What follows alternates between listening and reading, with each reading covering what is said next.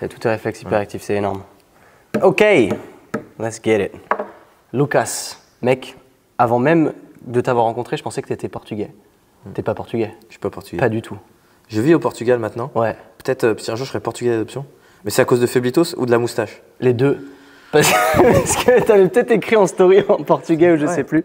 Mais Bourguignon, je me suis dit, c'est peut-être un nom de scène ou. Ouais, j'aurais peut-être pris un plus joli que Bourguignon. Bah, si je j'avais me suis posé la question, d'où mon interrogation. Mais en tout cas, cool. Aujourd'hui, on se retrouve à Tours. On est sur ton séminaire, donc des réflexes archaïques. Un domaine que je ne maîtrise pas, ni même que je ne connaissais pas il y a encore 3 semaines. J'avais jamais entendu parler de ce concept et aujourd'hui on va avoir l'opportunité que tu nous introduises un peu au truc et de nous faire comprendre en plus grossièrement la chose, et c'est ce que tu fais très bien d'ailleurs, de décomplexifier les choses, et c'est trop cool de pouvoir échanger avec toi ici aujourd'hui. Je te remercie pour l'invitation, donc c'est top. Avant toute chose, donc du coup tu as 2 comptes Instagram, tu as Feblitos et puis tu as le Lucas conférencier. Lucas Bourguignon conférencier. Pour les gens qui du coup ne te connaîtraient pas ni d'Adam ni d'Eve ou quoi, admettons que tu es dans un Uber.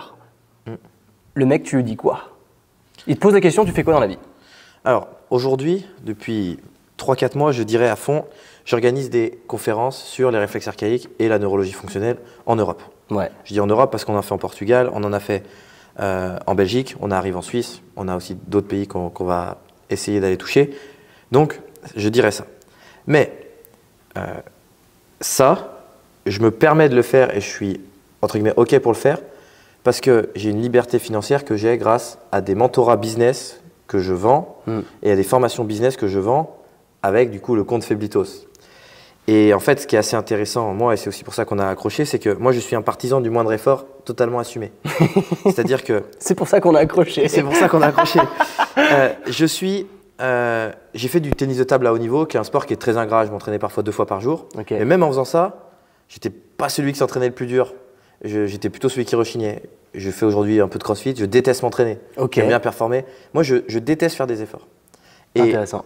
Tout mon business, je l'ai tourné là-dessus. C'est-à-dire qu'en fait, je suis arrivé en tant que coach à Paris. J'ai vu que très rapidement, je passais de mes 800 € de chômage à 6 000 € par mois, sans faire trop d'efforts. Puis j'ai levé la tête et j'ai regardé les autres coachs. Et ils galéraient. Et je me suis dit, mais alors, j'ai pas trop de fausse modestie à savoir que je suis assez quand même intelligent et capable de m'adapter. Mais je me suis dit, là franchement, j'ai quand même vraiment flingué le système. Et du coup, je me disais, mais qu'est-ce que j'ai fait? Et j'ai commencé à faire des étapes. Et puis ces étapes sont devenues une formation. Et puis, une des écoles qui m'a formé, qui m'avait vu un petit peu éclore, m'a dit, mais ta formation, elle m'intéresse. Et on a fait cette formation en CPF, qui était le truc qui fonctionnait avant. Et pour être tout à fait franc, je crois qu'en 3 mois, on a vendu 60 formations, elle était à 999 €. Les gens feront les calculs. Rapidement. Et du coup, on fait ça, ça fonctionne. Et puis en fait, l'école prenait 50%, je prenais 50%. Donc à un moment, je me dis, bon, je vais essayer un autre truc. Et à ce moment-là, je commence à accrocher un peu avec Alexis Peck, qui lui a une vision du travail complètement différente de la mienne. Lui, c'est un vrai bosseur, ouais. rigoriste, qui travaille beaucoup. Et du coup, nous, on se charriait un petit peu sur la vie entrepreneuriale parce que lui, c'était faire plus d'efforts pour avoir les résultats, qu'il a d'ailleurs merveilleusement bien. Et moi, c'était plutôt… Il me parlait de ses journées, j'avais besoin d'aller marcher pour me reposer de sa journée que lui avait fait. C'était vraiment trop fatigant. Et du coup, j'ai commencé à me dire, non, moi mon but, c'était que j'avais observé que si tu gagnais 50 € de l'heure et que tu travaillais 20 heures par semaine, tu étais à 4 000 € par mois. Et je me suis dit, bah, ça c'est cool. Et en fait, je me suis dit, moi ça je l'ai fait en 2 mois, 3 mois. Je me suis dit, ça c'est la promesse que je vais vendre à mes coachs. Et donc tout ça, c'est ce que tu dis à un Uber? Ça, alors là, c'est vrai que le Uber, je t'ai dit, je lui dirais que j'organise des conférences. Ok. J'organise des conférences. Je pense qu'il y a un peu d'ego. Je trouve aujourd'hui que coach sportif, ça ne fait pas rêver. C'est vrai. Franchement, honnêtement, on enlève le coach Uber, tu es présenté à tes beaux-parents, ta copine, ton copain dit « Ouais, chez lui, il est coach sportif ». Moi, honnêtement, ça ne fait pas rêver. Et puis même moi, maintenant, j'ai un coach sportif, je vais me dire ouais, « c'est quand même un branle-couille de Staps ». Franchement, je te suis complètement là-dessus parce que moi, je suis entrepreneur. J'ai cofondé la marque Sync Protein et c'était toujours stylé de dire je suis entrepreneur, j'ai cofondé une marque e-commerce dans la nutrition sportive, tu vois. Mais aujourd'hui, bon, c'est toujours le cas, mais j'essaye de passer plus de temps sur mon coaching en ligne qui me passionne davantage. Et c'est vrai que quand on me pose la question, du coup, je ne sais plus trop quoi dire. Et j'aime bien dire je suis entrepreneur, même si ça veut tout et rien dire, mais ça fait mieux. J'ai remarqué que coach sportif, c'était réducteur. Moi, je sais qu'aujourd'hui, c'était un truc que j'avais observé quand je commençais à bosser sur les réflexes. On y reviendra après, mais j'étais dans un parc à Paris, au parc Monceau. Et je coachais quelqu'un, et puis je lui faisais faire de la neurologie fonctionnelle des réflexes. Et je voyais un coach qui faisait des cours collectifs, alors que le cours collectif, c'est ce que je dis à tous mes mentorats business, c'est la base. Il faisait des cours collectifs, il avait 10 personnes, je pense qu'il prenait au moins 15 € par personne, il faisait 150 € d'heure, c'est énorme. Bien sûr. Et moi, j'étais là dans ma tête, ouais, voilà, c'est Kevin, il fait ses coachs, c'est un blaireau. Et en fait, moi, il y a eu beaucoup d'étapes dans ma vie. Très souvent, on me reprend sur mon humilité ou mon manque d'humilité. Moi, j'enchaîne les étapes où, en fait, quand je change mon paradigme, j'observe ce que j'étais avant avec beaucoup de, je ne vais pas dire de malveillance, mais avec beaucoup de dureté. Okay. En fait, vu que j'ai été coach, je me rends compte que ce que je faisais, c'est, en fait, quand j'ai ce jugement avec les autres, c'est le jugement que j'avais par rapport à moi avant. Ok, compris. Et en fait, c'est ces étapes de, ouais, ça, je trouve ça pas suffisant. En fait, c'est pas suffisant. Moi, je pense que j'ai une vraie peur du vide. J'ai le vertige, mais j'ai aussi peur du vide des gens. D'accord. Et je trouve que certaines fois, les coachs sont vides. Et je pense que j'ai été vide quand j'ai été coach de plein de choses. Et du coup, c'est plutôt ça que j'ai. Donc en fait, plutôt qu'un manque d'humilité, c'est plutôt une étape où aujourd'hui, coach sportif, déjà tu dis prépa physique, c'est pas pareil. Mais coach sportif, honnêtement, je trouve que ça ne fait pas rêver. Quand je voyageais, quand j'étais aux États-Unis, je disais, je vends du business. Et là, aux États-Unis, c'est cool. Par contre, dans ma famille, si je dis je fais du business, c'est pas cool. Ouais. En France, c'est pas cool. Donc, aujourd'hui, j'avoue qu'en plus, c'est une grosse partie de mon travail, c'est ce qui me prend mes week-ends, c'est ce qui me prend ma semaine. Maintenant, je travaille un petit peu plus sur les séminaires. Je suis très, très aligné à dire, je fais des conférences sur les réflexes archaïques, la neurologie fonctionnelle. On a des conférences qui arrivent bientôt sur le développement humain global. Mais maintenant, ça serait plutôt, je donne des conférences, des séminaires en Europe, ça me botte. Développement humain au général, ce serait plus en relation avec les réflexes ou est-ce que c'est incorporé au sein de ça? Je pense qu'on ne peut pas se passer des réflexes, tu sais, mais ça serait un concept que, alors je ne vais pas dire que j'ai inventé, parce que je n'ai pas souvenir de l'avoir vu quelque part. Je sais que j'ai repris beaucoup de choses à plein de gens, mais ça, je ne l'ai pas vu nulle part.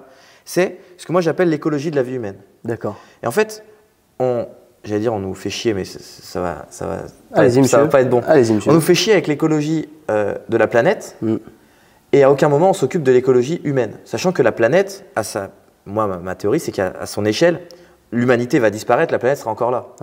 Par contre, l'écologie de la vie humaine, personne s'y intéresse. Et qu'est-ce que moi j'appelle l'écologie de la vie humaine? C'est la capacité de rendre l'équation positive. Quelle équation? Les contraintes de la vie de quelqu'un doivent être inférieures aux capacités qu'il a.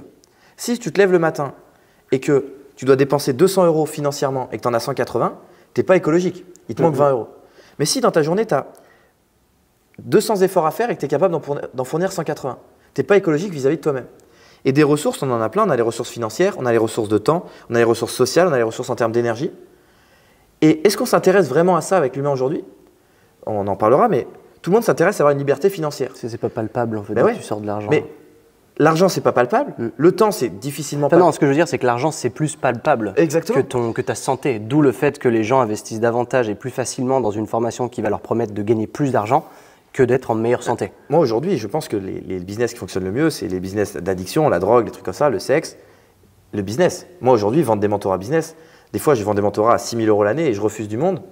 Tu te dis, c'est quand même un peu fou. Mais par contre, ils payent 6 000 et ils vont en gagner 45 000 sur l'année. Donc voilà, c'est rentable. Alors que ton temps, si tu en investis 1 heure, tu n'auras pas gagné 1 heure.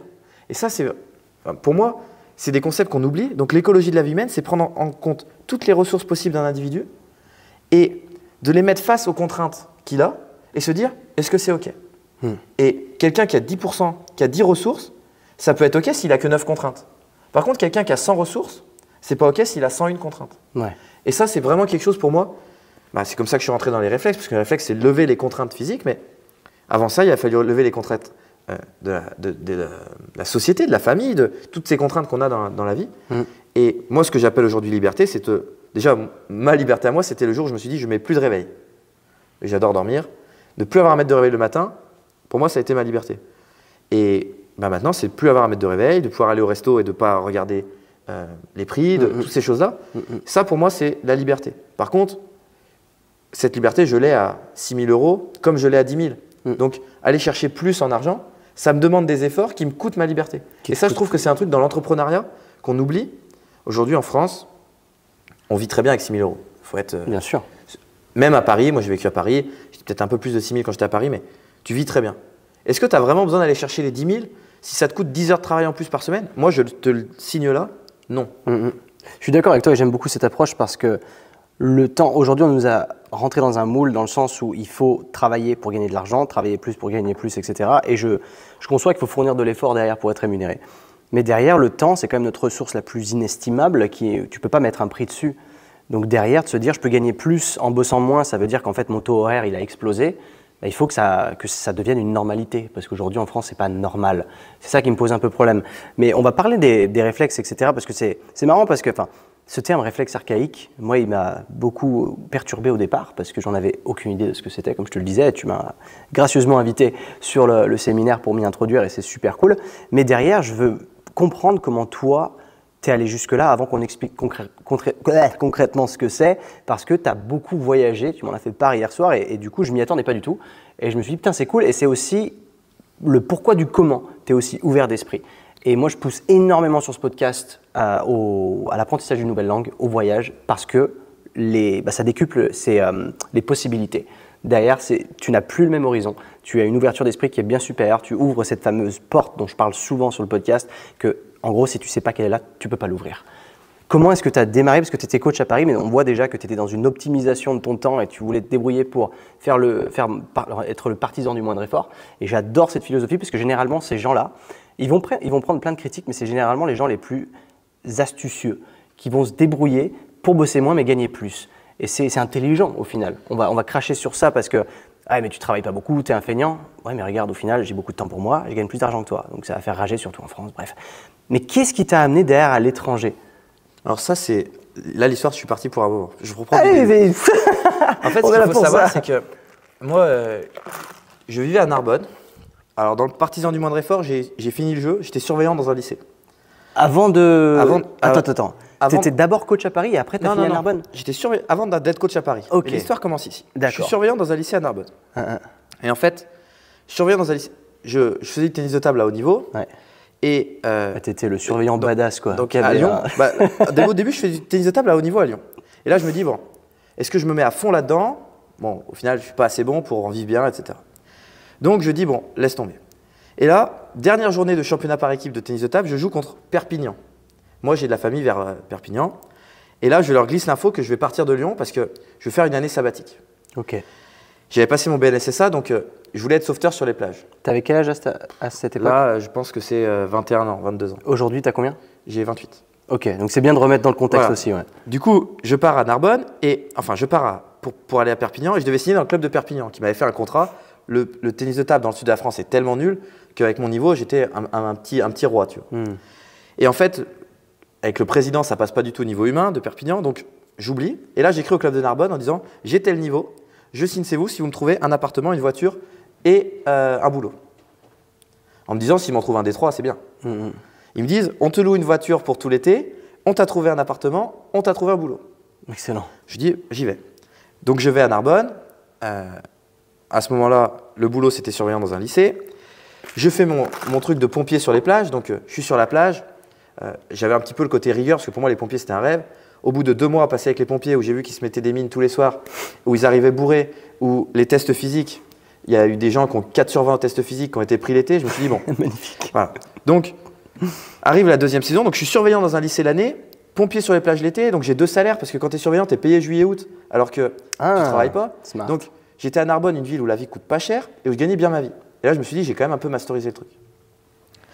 Il s'avère qu'au bout d'un moment, je rencontre une femme géniale, brillante, etc., qui me met quand même face à ma médiocrité de vie actuelle à Narbonne. Il y a le confinement, on se confine ensemble, je passe beaucoup de temps avec elle. Elle repart à Paris, il se passe 10 000 choses, mais je décide de la rejoindre à Paris. J'arrive à Paris, je suis au chômage à Paris.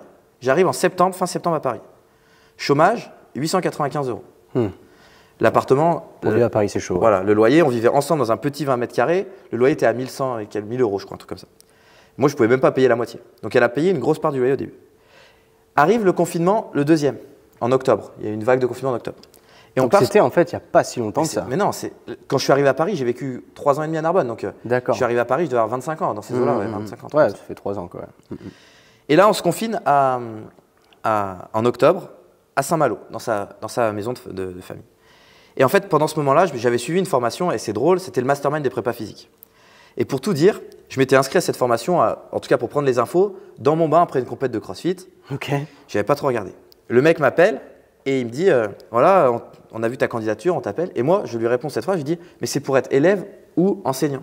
Il me dit mais t'es malade, évidemment que c'est pour élève, t'as vu les pointures, etc. On parle, je me dis ça a l'air cool. Et à la fin de l'appel, il me dit par contre c'est 8 000 €. Donc là, moi je dis ouais, ok, je vais regarder. En mode c'est sûr que je vais pas la faire. J'en parle à ma copine de l'époque qui me dit mais non, de toute façon c'est sûr que ça va réussir pour toi. Ce qu'on m'a jamais dit dans ma vie, tu vois. Okay. C'est sûr que ça va réussir pour toi, fais cette formation. Voilà. Dans cette formation, il y avait en fait, si tu prenais la formation à 8 000 €, tu avais un suivi, etc. Tu avais beaucoup de choses et tu avais toutes les formations de l'école SSCS. Ok. Je m'inscris en octobre, la formation commençait en janvier. De octobre à janvier, je ponce toutes les formations. En janvier, je retourne à Paris et là, le mastermind commence.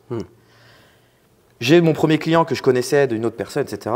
C'était le fils de deux personnes que je commence à voir une fois par semaine, puis 2 fois par semaine, puis la maman une fois, puis la maman 2 fois, puis le père 2 fois, puis tout le monde 3 fois. Ok, toute la famille. Ces personnes en parlent autour d'elles.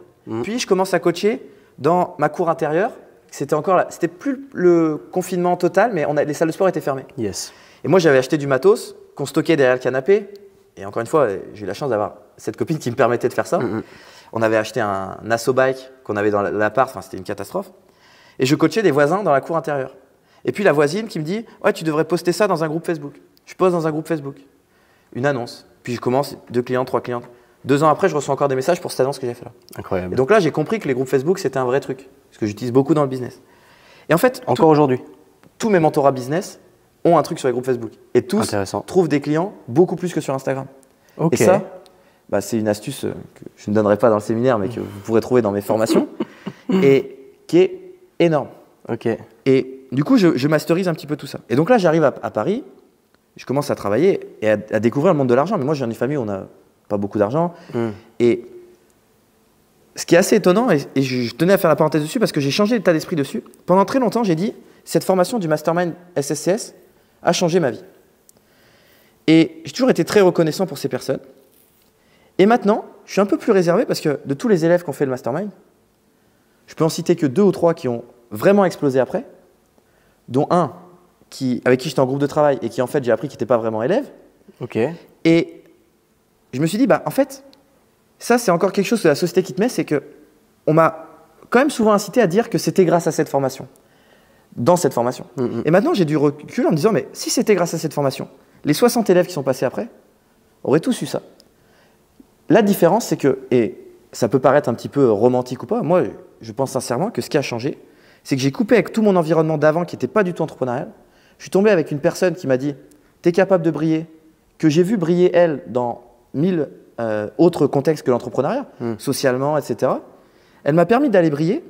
Et une fois que je me suis permis une fois de briller, après c'était fini. J'ai accepté que plus personne m'empêche de briller. Ok, intéressant. Pour une info que je trouvais marrante, mais je la cite souvent dans mes mentors à moi.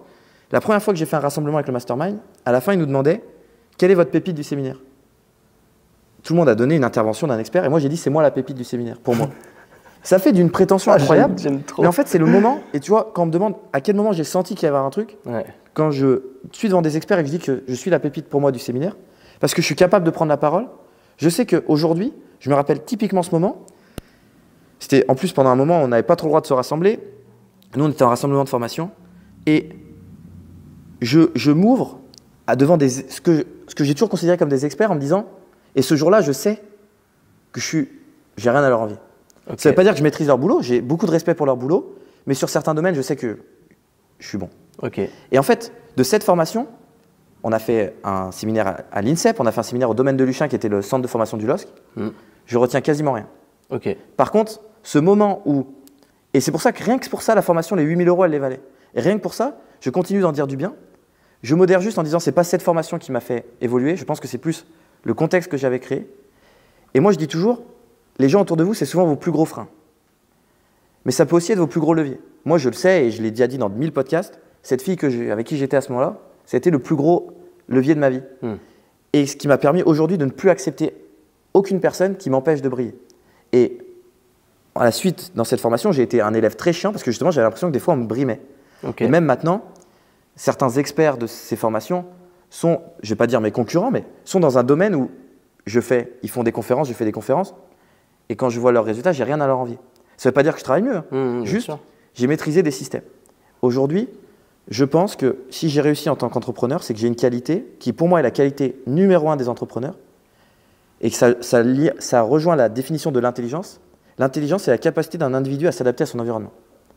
Aujourd'hui, l'environnement, c'est pas des colloques, c'est pas comme avant des grandes assemblées, c'est pas l'université.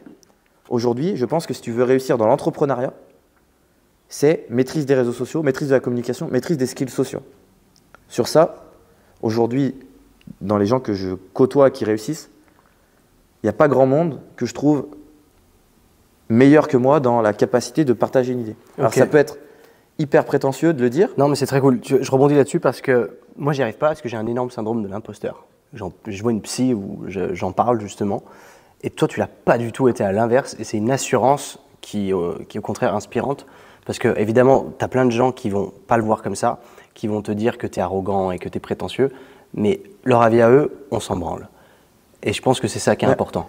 Moi, il y a deux trucs, on en a parlé au resto et je pense que c'est important qu'on en parle là. Déjà, moi, le syndrome de l'imposteur, il n'a jamais existé dès le moment où j'aide une personne. En fait, j'ai été des moments de ma vie où je me sentis très seul et je n'ai pas forcément été aidé. Et en fait, juste, il y avait une personne qui m'a… Toutes les personnes très prétentieuses que tout le monde critiquait, souvent, ça a été des personnes qui, moi, m'ont aidé. Je peux te donner plein de figures que j'aurais tendance à détester maintenant, mais qui sur le moment m'ont aidé. Et en fait, pour moi, le syndrome de l'imposteur, aujourd'hui, je fais mes séminaires, on est quasiment plein de tout le temps. On arrive, forcément, on devient concurrentiel pour des gens qui sont là depuis 10 ans. Moi, j'arrive, je fais des réflexes depuis 2 ans et nos séminaires sont pleins. Pourquoi? Parce qu'en fait, moi, peu importe ce qui va être dit, si j'aide une personne dans mon séminaire, il n'y a pas de syndrome de l'imposteur. Si une personne vient et que je l'ai aidé, peu importe, ça, aider quelqu'un, c'est l'écouter, c'est un truc comme ça. Il n'y a pas de syndrome de l'imposteur. Parce que c'est quoi mon métier? Moi, je n'ai pas d'intérêt à gagner beaucoup d'argent avec les conférences, j'ai mes mentorats business. Ce qui m'intéresse, par contre, des séminaires, c'est former les gens sur les réflexes. C'est mon objectif. Si une personne vient me voir, elle ne connaissait pas les réflexes comme toi, elle sort du séminaire, elle les connaît, quelle imposture j'ai fait? Que je sois un bon enseignant ou pas, je t'ai ouvert la porte de ça. Donc, moi, le syndrome de l'imposteur, je pense vraiment que c'est quelque chose qui n'a pas à exister quand tu aides les humains. Est-ce que tu aides quelqu'un? Oui, non. En fait, c'est aussi simple que ça. Donc, j'entends que ça peut être prétentieux, mais je pense que c'est surtout un frein. Moi, je peux te citer par exemple 10 personnes brillantes qui ont le monde à donner aux autres et qui ne le font pas de par cette peur. De par ça. Donc ça, moi, ces gens-là, c'est dommage. Par contre, quelqu'un qui a une trop grande gueule et qui ouvre un peu trop sa gueule, mais qui aide 5-10 personnes, bah, il a aidé 5 personnes, 10 personnes. S'il avait fermé sa gueule, il en aurait aidé 0. Et aujourd'hui, est-ce qu'on met en avant ces gens-là? Pas vraiment. Alors que, bah, moi, ce que je te disais, c'est pas que j'ai pas peur. Par contre, je sais que j'ai les capacités, on en revient à l'écologie de vie, je sais que j'ai les capacités de faire face aux contraintes que vont m'imposer les gens. Par contre, je suis entouré de gens qui me disent que ce que je fais, c'est ce que je fais. C'est-à-dire qu'ils vont me dire c'est pas bien quand c'est pas bien, ils vont me dire que c'est bien quand c'est bien. Et ça, moi, c'est vraiment un truc aussi qui m'a aidé je vais le dire, je pense, 10 fois dans le podcast, c'est les gens autour de toi. Tu sais, il y a cette phrase, on est les 5 personnes que tu as autour de toi. C'est pas 5, c'est 100. Parce qu'en fait, des personnes, tu en as dans plein de contextes. Aujourd'hui, moi, je fais des séminaires, je finis mon séminaire, questionnaire, qu'est-ce qu'on peut améliorer? Qu'est-ce qui n'est pas bien? Je travaille avec quelqu'un qui m'aide sur toute la com, on se prend la tête 3 fois par semaine. Pourquoi? Parce qu'il y a des choses, on n'est pas OK. Donc, non, c'est pas parfait, non, c'est pas bien, mais c'est fait.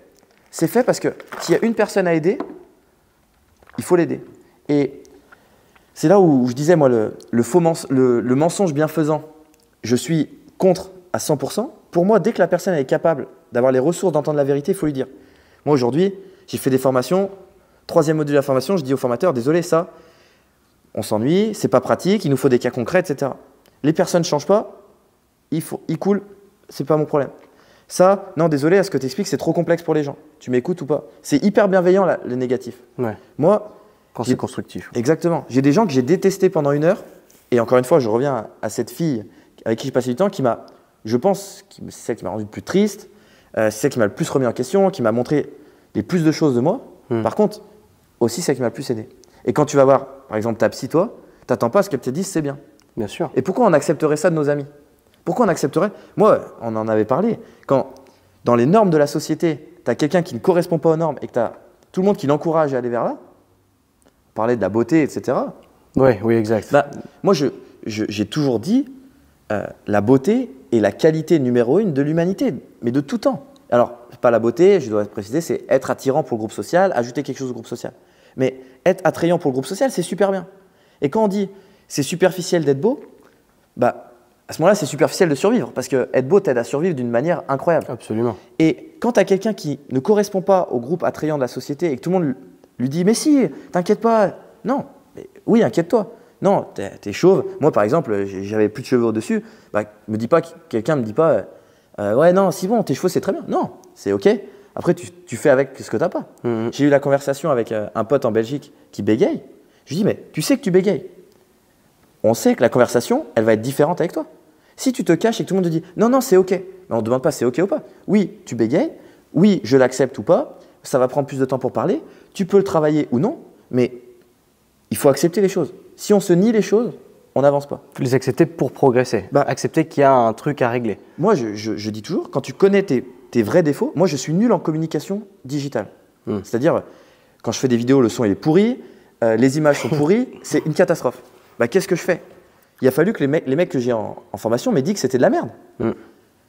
80% des gens se seraient vexés. Moi, qu'est-ce que je me suis dit? Bah, je vais payer quelqu'un. Je prends quelqu'un et c'est beaucoup mieux.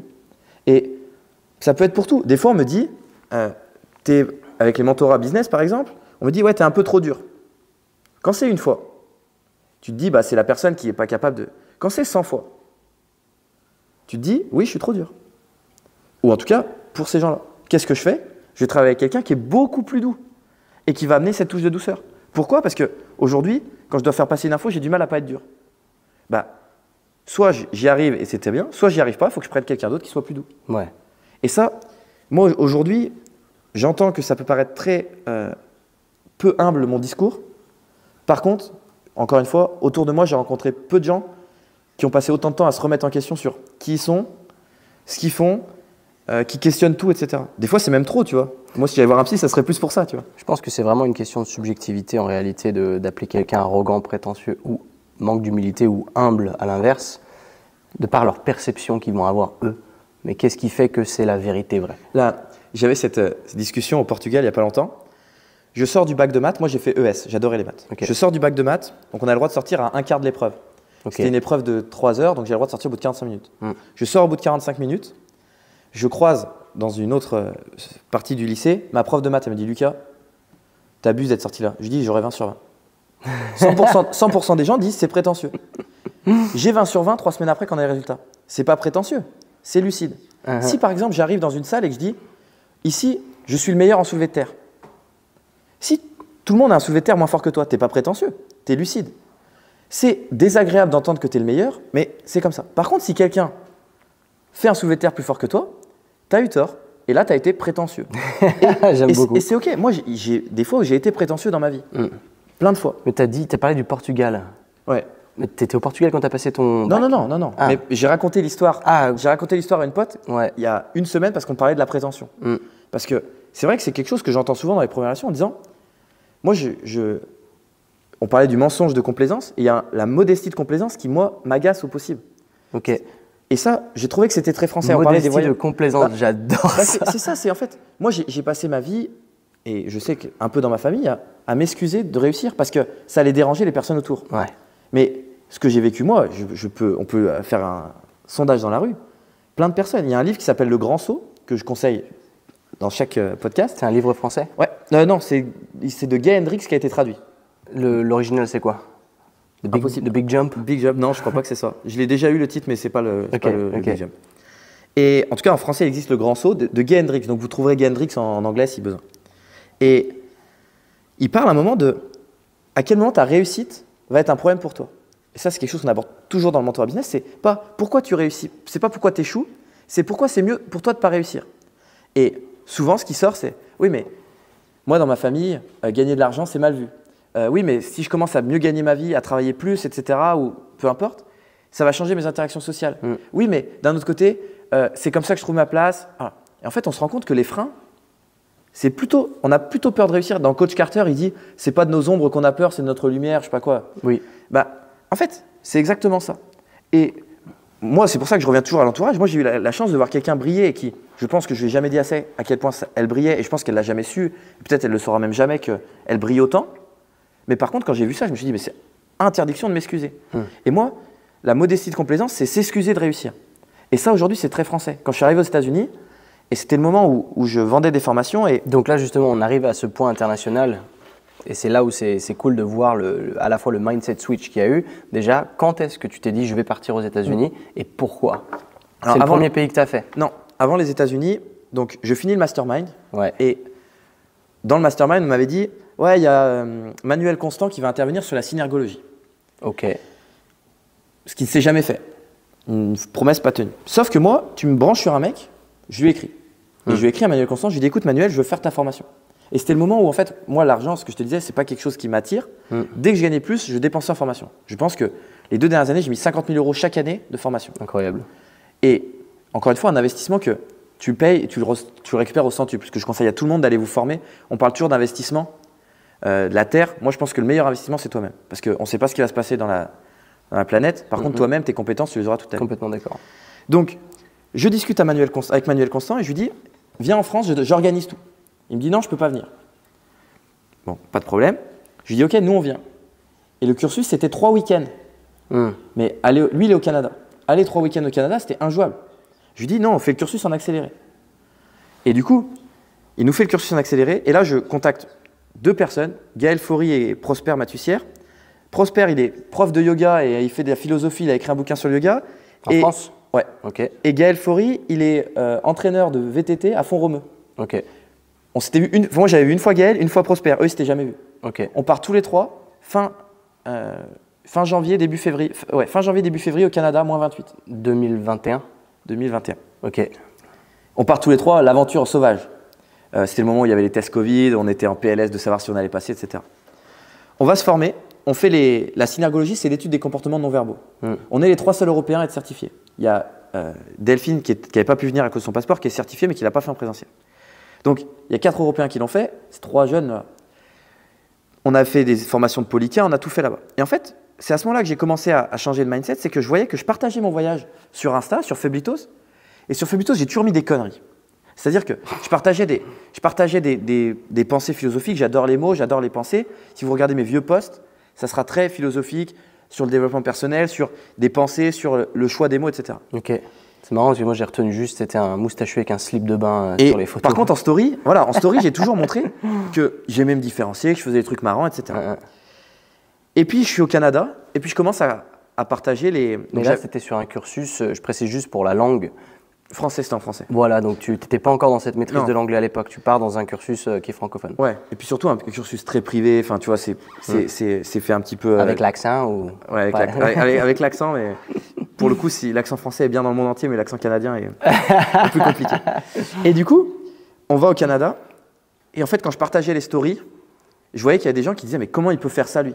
Et c'est vrai que ça faisait un moment que j'avais fait les formations de Dr Brico, j'avais fait les formations de Paul Landon, j'avais fait les formations de Matt Boulet, j'avais fait Labo RNP, j'avais fait toutes les formations.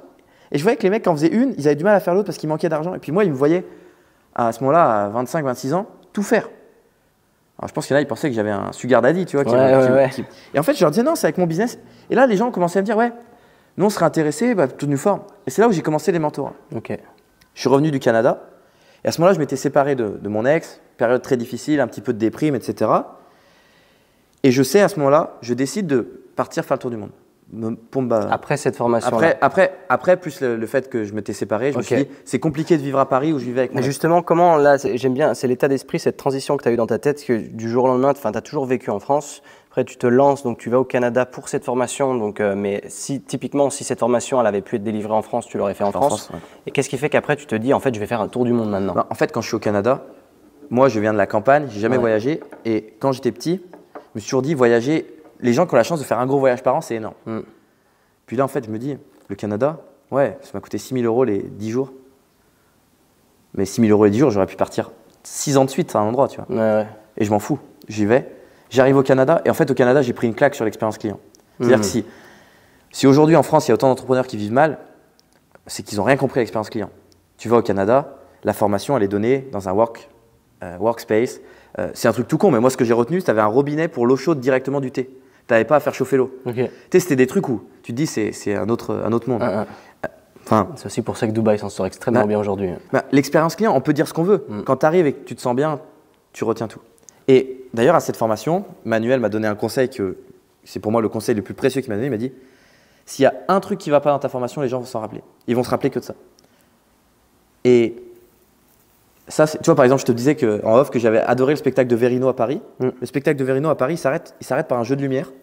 Je suis très sensible aux lumières, j'ai détesté, je suis sorti. Ah ouais? Première chose que j'ai dit aux gens, c'est putain, les jeux de lumière, c'était chiant. Alors que je m'étais marré pendant 1h30. Donc, l'expérience client à fond. Donc ça m'a marqué au Canada. Et aussi, la faculté que les Canadiens ont à exprimer des choses. Par exemple, Manuel Constant, il nous avait annoncé un prix. Il l'a changé 3 fois. Le prix de la formation? Et c'est jamais pour baisser. Toujours, il a augmenté. Et à chaque fois, il trouvait un argument. Oui, mais des fois, il nous a donné des arguments en disant, oui, mais moi, 6 jours de suite, c'est plus fatigant que 3 week-ends séparés. Ouais. C'est vrai. Et en fait, on faisait des blagues dessus parce que… Mais nous, on était dans l'offre, on voulait la faire. De toute façon, on allait la prendre, la formation.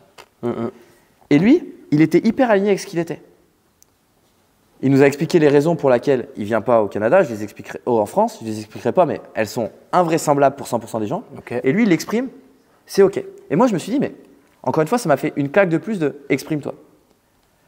Et dès le moment où tu exprimes ce que tu veux vraiment, tu te rends compte que tu as des gens qui t'aiment pas trop, mais tu n'as personne qui te déteste. Tu n'as personne qui te déteste parce que pourquoi il voudrait vraiment te détester? À la rigueur, il te trouve arrogant, il te trouve chiant, mais tu n'as personne qui t'en veut vraiment.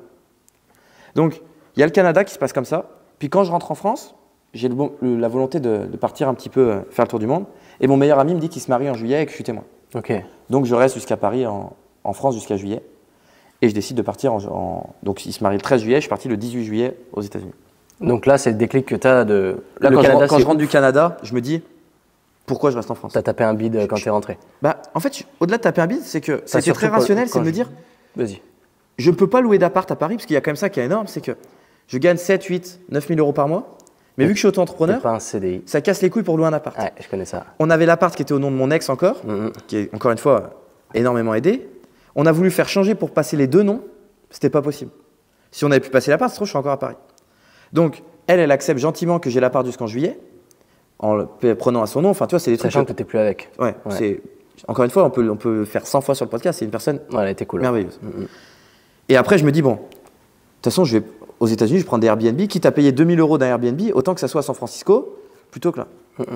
Et puis, aussi, je me rends compte que j'ai besoin d'explorer. Déjà, j'ai besoin de parler anglais. Il y a aussi ça depuis un moment. C'est que je me dis, tu commences à faire des recherches sur la neuroscience, tu es une pipe en anglais. Au bout d'un moment, c'était pas cohérent, quoi. Donc à la base, c'était juste, je me dis, je pars pour apprendre l'anglais. Pour apprendre l'anglais. Et après, on voit. Et comment tu as choisi San Francisco? Alors, au début, je me suis dit, je vais aux États-Unis, je vais en Angleterre, aux États-Unis ou à Chypre ou tout ça. Je me suis dit, non, va dans un pays vraiment anglais natif. L'Angleterre, ça fait rêver personne, soyons honnêtes, d'un point de vue climat. Puis il y avait ce côté, tu sais, tu sors de nulle part, tu commences à faire de l'argent, tu dis les États-Unis. Faut être honnête, les États-Unis. Et puis je regarde Miami, je regarde San Francisco. Et puis moi, je suis une brêle, je me dis, je vais aller à San Francisco, il y a la mer, ça va être cool. Sauf que du coup, j'y vais en août, c'est le moment où il y a le brouillard, c'est une cata. Ah ouais? Mais par contre, j'arrive à San Francisco et je regrette. Honnêtement, j'ai détesté Los Angeles, par exemple. Mais j'ai adoré San Francisco parce que j'ai rencontré des gens d'une richesse culturelle. J'ai rencontré des gens qui vivaient en trouble, donc 2 femmes, 1 homme. Voilà, justement, je t'arrête juste là-dessus, parce que c'est un point extrêmement important que tu soulèves. Parce qu'il y a beaucoup de gens qui ont peur de partir à l'étranger, dans cette peur de rester seul, d'avoir du mal à rencontrer du monde. Mais toi, du coup, c'est le premier truc qui survient quand on parle de ton emménagement à San Francisco, c'est tout de suite, j'ai rencontré des gens extraordinaires. En fait, ce qui est assez fou, c'est que, et moi, je me suis très souvent senti seul dans ma vie. Pas compris. Donc mon voyage, en fait, je savais que sur ce point de vue-là, au pire, ça serait comme certaines périodes de ma vie. Et encore une fois, ça peut paraître un peu négatif, mais moi, quand tu te rends compte que tu es seul dans ta vie, que tu n'as pas de… Moi, j'ai été donc en pôle espoir de tennis de table, après j'ai été pompier, après je fais du crossfit. J'ai toujours été dans ces groupes-là. Puis quand j'ai arrêté le ping-pong, je me suis rendu compte qu'à part mon meilleur ami, j'ai gardé très peu de contacts. Quand j'ai arrêté le crossfit, à part 1 ou 2 avec qui je gardais contact, j'ai plus. Quand j'ai arrêté les pompiers, j'étais plus. Et j'arrive à Paris et j'avais que mon ex. Je faisais partie d'aucun groupe parce qu'en plus il y avait le confinement, donc je ne m'étais pas inscrit. J'avais 0 ami. Donc je me dis, je pars, je perds quoi? Mon meilleur ami, je le voyais rarement. Tu vois, c'était assez simple. Et en fait, j'arrive à San Francisco et l'histoire, elle est quand même folle parce que je pense que ça, c'est un hasard, mais c'est un bon hasard. Je vais dans un shop pour acheter mon petit déj pour le lendemain parce que j'étais quand même dans l'idée de me reprendre en main parce que mes 2 années à Paris, j'ai vraiment pas fait de sport aussi. Et là, je me dis, bon, je vais dans le shop, j'achète mon petit déj et je dis au mec, thank you, avec mon accent horrible. Et là, il y a un mec qui me touche l'épaule et qui me dit, oh, t'es français Et tu dis ça en français? Non, il me dit ça en anglais. Okay. Il me dit, oh, you're French. What are you doing tonight? C'est nothing. Et il m'invite. Important aussi de souligner, parce que je parle beaucoup de l'apprentissage des langues, etc. Et beaucoup de gens ont peur de se faire juger lorsqu'ils parlent anglais parce que l'accent français, il n'est pas hyper beau, en tout cas subjectivement parlant pour les Français. Mais quand tu es là-bas, tu te fais détecter, mais c'est un bon sens. Non, mais là, c'est surtout que… Alors moi, je suis un nazi des mots. C'est-à-dire que je peux raconter des anecdotes. Quand je parle avec des Français, si tu parles pas bien… Même encore maintenant avec le voyage, je le suis un peu moins, mais toujours, si tu parles pas bien la langue française, je peux t'assurer que je te catégorise inconsciemment comme illettré. Ok, donc moi aussi, en étant franglais comme ça. Toi encore à la rigueur, tu vois, le fait que tu l'annonces comme ça, que tu voyages, etc., je me dis c'est plutôt ok. Non, mais par exemple, tu vois, ceux qui… je fais des fautes de langue, mais je vais en faire une sur 1500 mots quand d'autres en font… Tu vois, quand le vocabulaire, il n'est pas étoffé. Ouais, je te suis, bien sûr. Moi, je vais avouer le secret d'un des séminaires, c'est que je pense que je suis un de ceux qui présentent qui s'exprime le mieux. L'élocution, c'est important. Pour moi, c'est un truc hyper important. Et vu que j'ai pas parlé pendant de nombreuses années trop, maintenant, c'est un vrai plaisir de parler. Et j'arrive du coup à ce mec-là, il me dit « Je t'invite ce soir ». En France, j'aurais toujours dit non. Et là, qu'est-ce que je fais? Je vais boire des verres avec lui sur un rooftop aux États-Unis.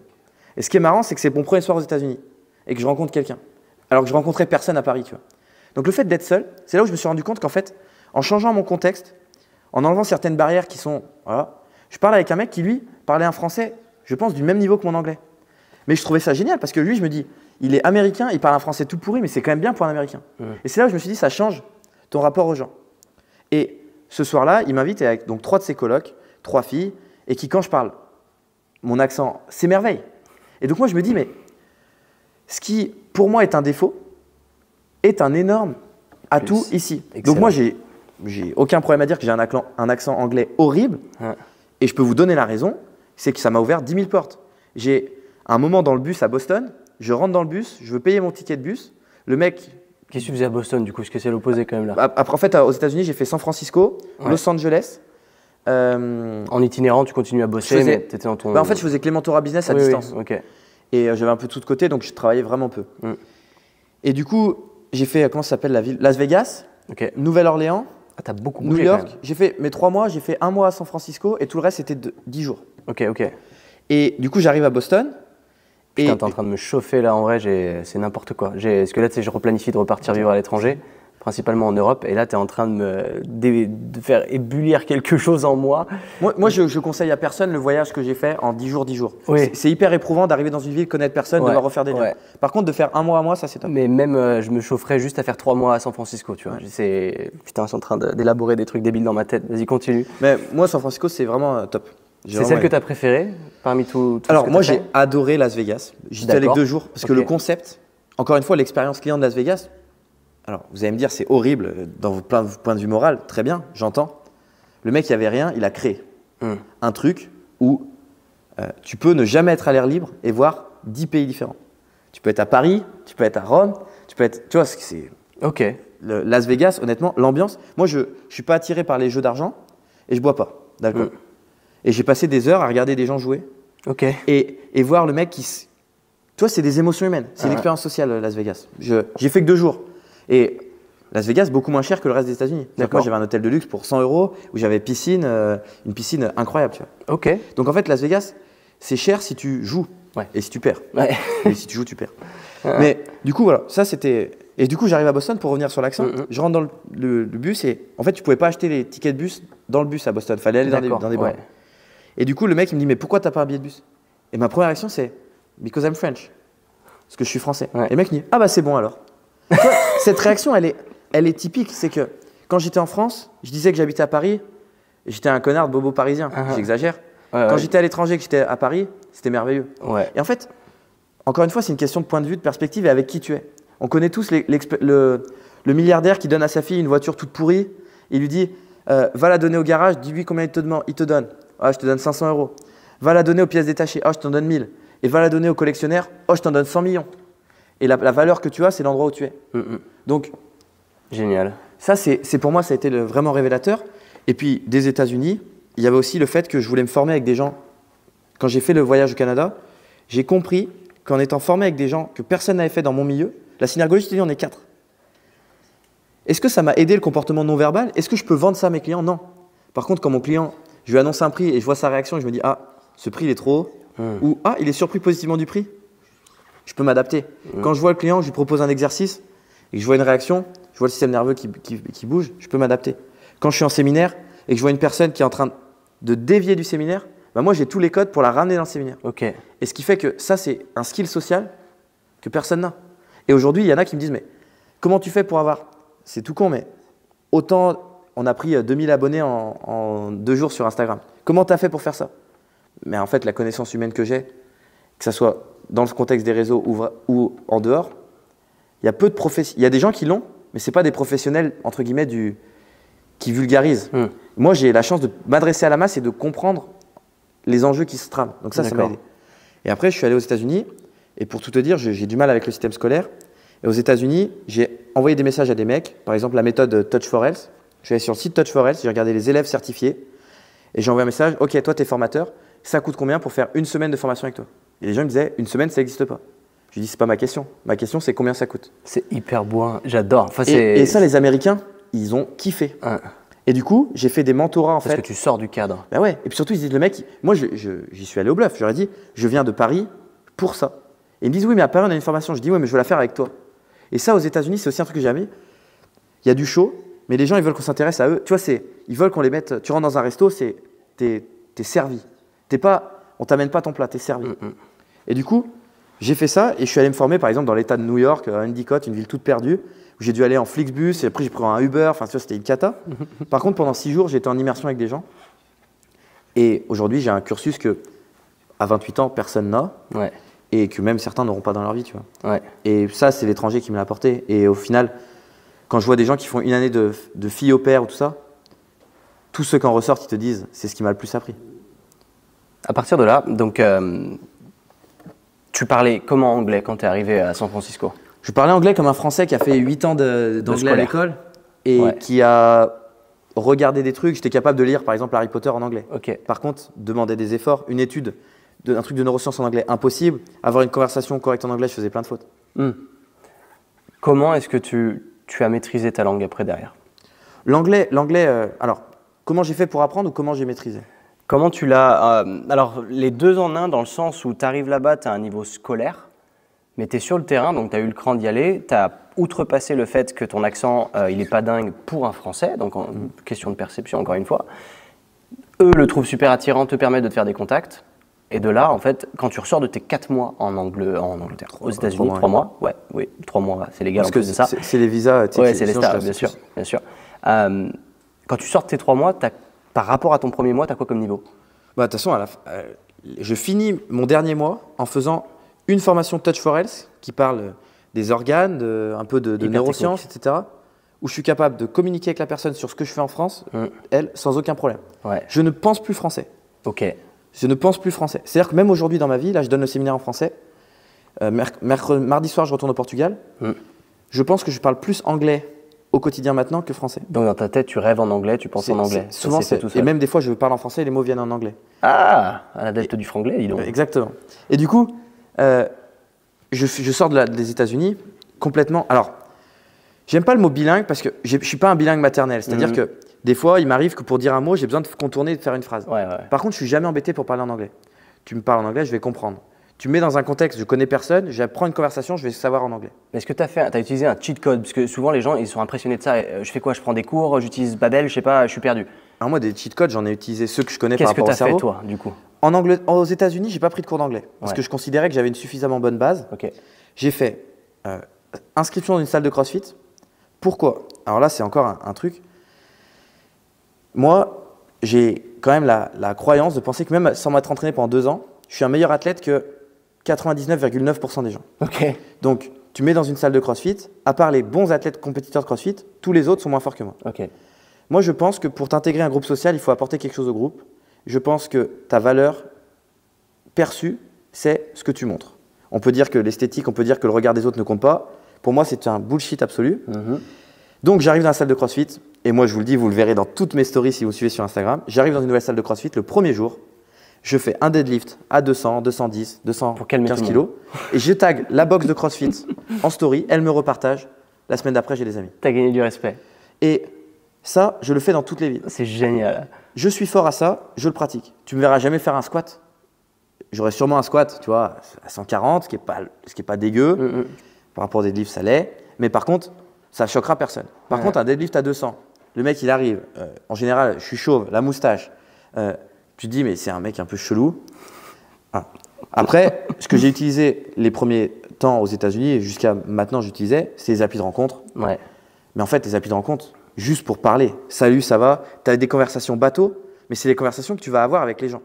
Dans la vie de tous les jours, ce qui est dur, on le disait même pour lancer un podcast, c'est les premières paroles. Après, tu es lancé. Donc, le salut, ça va, une fois que tu l'as maîtrisé, c'est OK. Moi, j'adore les mots, j'adore écrire. J'ai toujours écrit au moins 1 heure mes pensées quand j'arrivais dans un pays.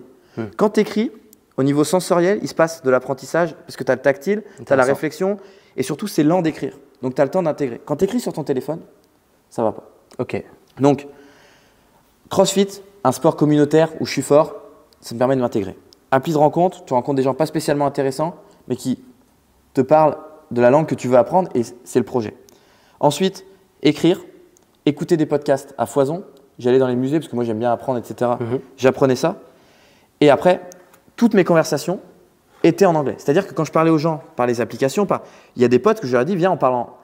J'étais aux États-Unis ou en France, on parlait en anglais par message. Et en fait, je leur disais, je m'en fous que tu parles pas anglais, va sur le traducteur, traduis. Et moi, ça m'arrive encore des fois au Portugal. J'essaye de parler maintenant portugais avec tout le monde. Des fois, je ne sais pas dire un mot. J'écris toute la phrase sur le traducteur, je la copie-colle dans la conversation et derrière, je l'ai lu. Donc, les gens vont me dire, oui, mais du coup, tu n'as pas appris parce que tu n'as pas cherché. Oui, mais j'ai une conversation fluide parce que ça me prend 2 secondes de faire ça et c'est pas en anglais. Donc, malgré tout, j'utilise les mots en portugais. La personne me répond en portugais, etc. etc. Ça te permet d'avoir du visuel constant d'une conversation où tu sais exactement ce que ça veut dire. Exactement. Moi, j'ai stimulé tous les sens. Le visuel, l'auditif, le tactile, tout ce que j'ai pu stimuler. Et ensuite, parce que ça après c'est par rapport à mon boulot sur le cerveau, etc.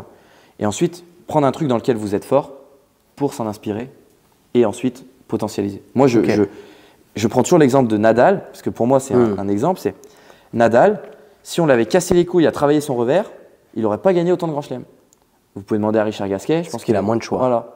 Parce qu'en fait, il sait qu'il est très fort sur un truc. Et si ça lui suffit pour performer, c'est quoi le but de Nadal? C'est gagner un match de tennis. Moi, quelqu'un qui gagne, et moi j'ai fait du tennis de table, et ça m'est arrivé plein de fois, on s'échauffait au tennis de table, tu t'échauffes dans les diagonales, coup droit, revers, revers. Et il y a un geste, quand tu viens lifter la balle en revers, ça s'appelle un top spin. Moi, j'ai jamais su top spinner en revers. À l'échauffement, je le faisais pas. Ou alors je le faisais, j'étais nul, tout le monde se moquait de moi. Par contre, en match, je l'utilisais pas parce que je savais que j'étais nul. Et ça, c'est quelque chose que je trouve qu'en France, on met pas assez en avant. Il y avait un moment où on comparait les Espagnols et les Français. C'était le moment où Contador gagnait le Tour de France au cyclisme. L'équipe de foot d'Espagnols gagnait tout en se faisant des passes et en jouant en une touche de balle. Nadal gagnait tout. Et à côté de ça, on avait Gasquet qui était le plus complet et qui gagnait rien. L'équipe de France de foot, toutes les grands stars qui gagnaient rien. Et tous les coureurs français qui éternellement gagneraient. Donc, tu voyais, il y avait vraiment les 2 écoles. L'école du parfait et l'école du efficace. Aujourd'hui, tous les domaines de ma vie maintenant, c'est le moindre effort pour le plus de résultats. Intéressant. Ok, j'aime beaucoup, c'est marrant parce que ta manière du coup d'échanger avec les gens, de faire du translate direct, il y a des gens qui ont peur de ça parce qu'ils ont peur de se retrouver perdus au sein d'une conversation et c'est comme ça que j'ai commencé à apprendre l'espagnol parce que quand j'avais italien LV2 et je suis arrivé en Espagne, je parlais pas un mot et j'ai commencé avant de partir en Espagne à trouver des nanas jolies qui habitaient dans la ville où j'allais aller. Donc c'est tout simple, tu vas sur Instagram, tu tapes Places et je mettais Valencia et je regardais les photos et dès qu'il y avait un canon, 2 likes, un follow, machin, si ça follow back, je commençais une discussion et je parlais pas un mot et je faisais exactement ce que tu disais. Mais ces filles-là, je les rencontrais pas spécialement parce que le but c'était de fluidifier une conversation parce que si je les voyais en vrai, j'aurais pas eu le niveau pour. Mais il y a une application, pour ceux que ça intéresse, qui s'appelle Tandem. J'ai découvert en Italie, tout le monde le fait. En fait, Tandem, c'est par exemple quelqu'un qui parle italien et français. Quelqu'un qui parle italien, il va apprendre le français, toi tu parles français et apprendre l'italien, vous passez du temps ensemble. Ça c'est intéressant. Maintenant, honnêtement, celui qui va apprendre une langue et qui n'y arrive pas, c'est un blaireau. Parce qu'il y a 10 000 façons. Par contre, ce que moi je pense, c'est que la meilleure façon, c'est d'être immergé et de ne pas avoir le choix. Quand tu te laisses… Si tu as un plan B, tu n'as pas de plan A. Moi, j'ai toujours dit ça. Si tu vas en Italie et que tu te dis, ouais, je vais en Italie pour être avec mes potes, etc., si tu vas avec tes potes, tu vas parler avec tes potes. Du game. Voilà, c'est aussi simple que ça. Et ne jamais rechercher français à tel endroit. Ça, moi, je l'ai fait et je regrette. Dans le sens où tous les gens que j'ai rencontrés par ça, pas intéressant. Okay. Par contre, encore une fois, méthode business, j'ai utilisé les groupes Facebook. Et là, je ciblais des groupes Facebook, par exemple à Rome, expat à Rome. Et là, tu rencontres. Parce que c'est dur de parler avec un natif la langue. Ouais. C'est plus facile de parler avec quelqu'un qui n'a pas l'accent.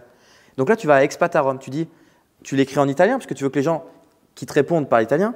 Je suis français, je suis à Rome pour 10 jours et j'aimerais bien passer du temps avec vous pour améliorer mon italien. Tu exprimes ton but, tu te trouves des gens. Si tu as trouvé le bon groupe Facebook. Si tu veux faire ton business, les groupes Facebook. Donc c'est ton meilleur conseil pour apprendre une langue aujourd'hui à l'étranger Aujourd'hui, les applications de rencontre, on sait que c'est faussé par le côté désir, etc. Que je trouve fausse l'apprentissage. Ouais. Par contre, les groupes Facebook cohérents de voyageurs, c'est cool. L'anglais, c'est très facile. Et après, les langues, par exemple, Porto, si c'est à Porto, tu peux mettre un truc en portugais, il faut que tu cherches sur le truc. Sportif à atleta et portugais. Ok. Parce qu'en plus de ça, tu as bougé, tu n'as pas appris que l'anglais. C'est ça qui m'a impressionné quand on parlait hier soir au resto. Tu as vécu aussi à Buenos Aires et tu ne parlais pas vraiment espagnol, mais tu es arrivé et tu as dit quoi, en 2-3 mois, c'est bon. Tu avais déjà… Moi, aujourd'hui, j'ai le constat de dire, je dis que tu peux gagner 6 000 € en 6 mois de mentorat business avec moi si tu es coach. Et j'annonce officiellement que je peux parler une langue absolument couramment en 6 mois. Peu importe la langue. C'est-à-dire que même si tu mets sur un autre alphabet, je pense qu'en 6 mois, je la torche. Et je la parle de façon quotidienne en 2 mois. Et pour la façon quotidienne en 2 mois, je l'ai testé avec le portugais et l'italien que j'avais jamais appris avant. Et à la fin, je suis capable d'avoir des conversations où l'anglais ne vient même plus sur le tapis. Le français, évidemment, non. Et en Espagne, en Argentine, par contre, j'ai pris des cours sur une application qui s'appelle Italki. C'est des cours, encore une fois, ça coûtait 5 € de l'heure. J'avais commencé à prendre des cours à la fin de mon voyage aux États-Unis pour préparer. J'avais déjà fait LV2 en espagnol. Et je suis arrivé et honnêtement, au bout de 2 semaines, c'était reparti. L'espagnol, hyper naturel par rapport au français, langue latine, etc. Donc très facile. Et du coup, de là, tu te casses même plus la tête. Et tu t'es pas arrêté là d'ailleurs. Donc tu as vécu en Argentine pendant pas mal de temps. Donc 2 mois. C'est cool. Ah, c'était que 2 mois 2 mois. Ok. Mais qu'est-ce qui t'a ouvert vers l'Argentine? Tu avais fait tes 3 mois aux US et après tu t'es dit… Après, je me suis dit, je parle anglais. Déjà, je devais partir parce qu'aux États-Unis, tu as plus le choix de toute façon. Pourquoi aller en France? Non. Et en fait, ce qu'il faut savoir, c'est qu'à ce moment-là, je discutais beaucoup avec quelqu'un qui s'appelle Louis Bianchi, qui est très intéressant, et qui me dit, ouais, Buenos Aires, ça va te plaire. Et en fait, pour te dire à quel point j'étais libre, c'est qu'il m'avait dit, quand on s'était rencontrés à l'Institut IP, et il m'avait dit, ouais, je vais en Argentine. Je dis, ouais, c'est cool l'Argentine, etc. Il m'a dit, ouais, ça va te plaire. Ok, je prends un billet. Et en fait, en Argentine, grâce à lui, notamment, j'ai vécu le match du titre de Boca Junior à Bombonera, qui est le stade mythique. Et j'y suis allé pour ça. Et en fait, moi, j'ai une seule crainte quand je voyage, c'est l'endroit dans lequel je vais vivre. Et lui m'a dit, tu vas dans tel quartier. Il faut être lucide. La vie en Argentine est d'une économie incroyable. Donc, c'était la première fois de ma vie où, pour le coup, aux États-Unis, je me sentais libre financièrement. En Argentine, je me suis senti de façon démesurément riche. Presque un peu trop. Et je pense que tu vois, c'est une des choses qui m'a fait revenir. C'est que j'ai rencontré des gens, par exemple, qui m'ont fait découvrir chez eux, par exemple, et boire le maté. C'était pour moi d'une richesse incroyable. Ça n'a pas de valeur de découvrir ça avec des gens locaux, tu vois. Et moi, je voulais par exemple aller faire des escape games en espagnol, faire des trucs comme ça. Et à chaque fois que je proposais pour inviter, les gens me disaient, bah non, on peut pas. Et en fait, j'ai appris 2 semaines après, c'est qu'ils n'avaient pas les moyens d'y aller. Et en fait, c'est là où je me suis rendu compte que niveau social, ça déséquilibrait quand même les choses. C'est que si moi j'invitais tout le temps, la relation était complètement faussée. Évidemment. Donc, c'est là aussi j'ai compris que tu ne pouvais pas, malgré tout, tu vois, on parle de la lutte des classes, etc. Je vais dire, on ne mélange pas les torchons et les serviettes. Je ne mets pas c'est pas parce que tu as de l'argent que tu es mieux ou quoi que ce soit. Par contre, tu vis dans un monde différent. Et à force, au bout d'un moment, tes différences, ça peut créer des points de tension. Et là, tu vois, en Argentine, c'est ce que je te disais, dans la rue, à Paris, on s'est toujours pas moqué de moi, mais on m'a toujours fait des blagues en me disant, je m'habille super classique, je ne m'habillais pas du tout comme le Parisien. Je suis en Argentine et les gens, je recevais 3 compliments par jour sur comment je m'habillais. Alors que j'avais des fois une chemise, un pantalon, mais tu vois, c'était jamais du costard. Tu vois. Du coup, c'était compliqué de trouver un cercle social qui était aligné à ce que tu fais. En fait, les gens que je rencontrais en Argentine qui étaient alignés avec moi, c'était une fille rencontrée sur un rooftop qui est américaine. C'était toujours des expats. Toujours des étrangers, quoi. Ouais.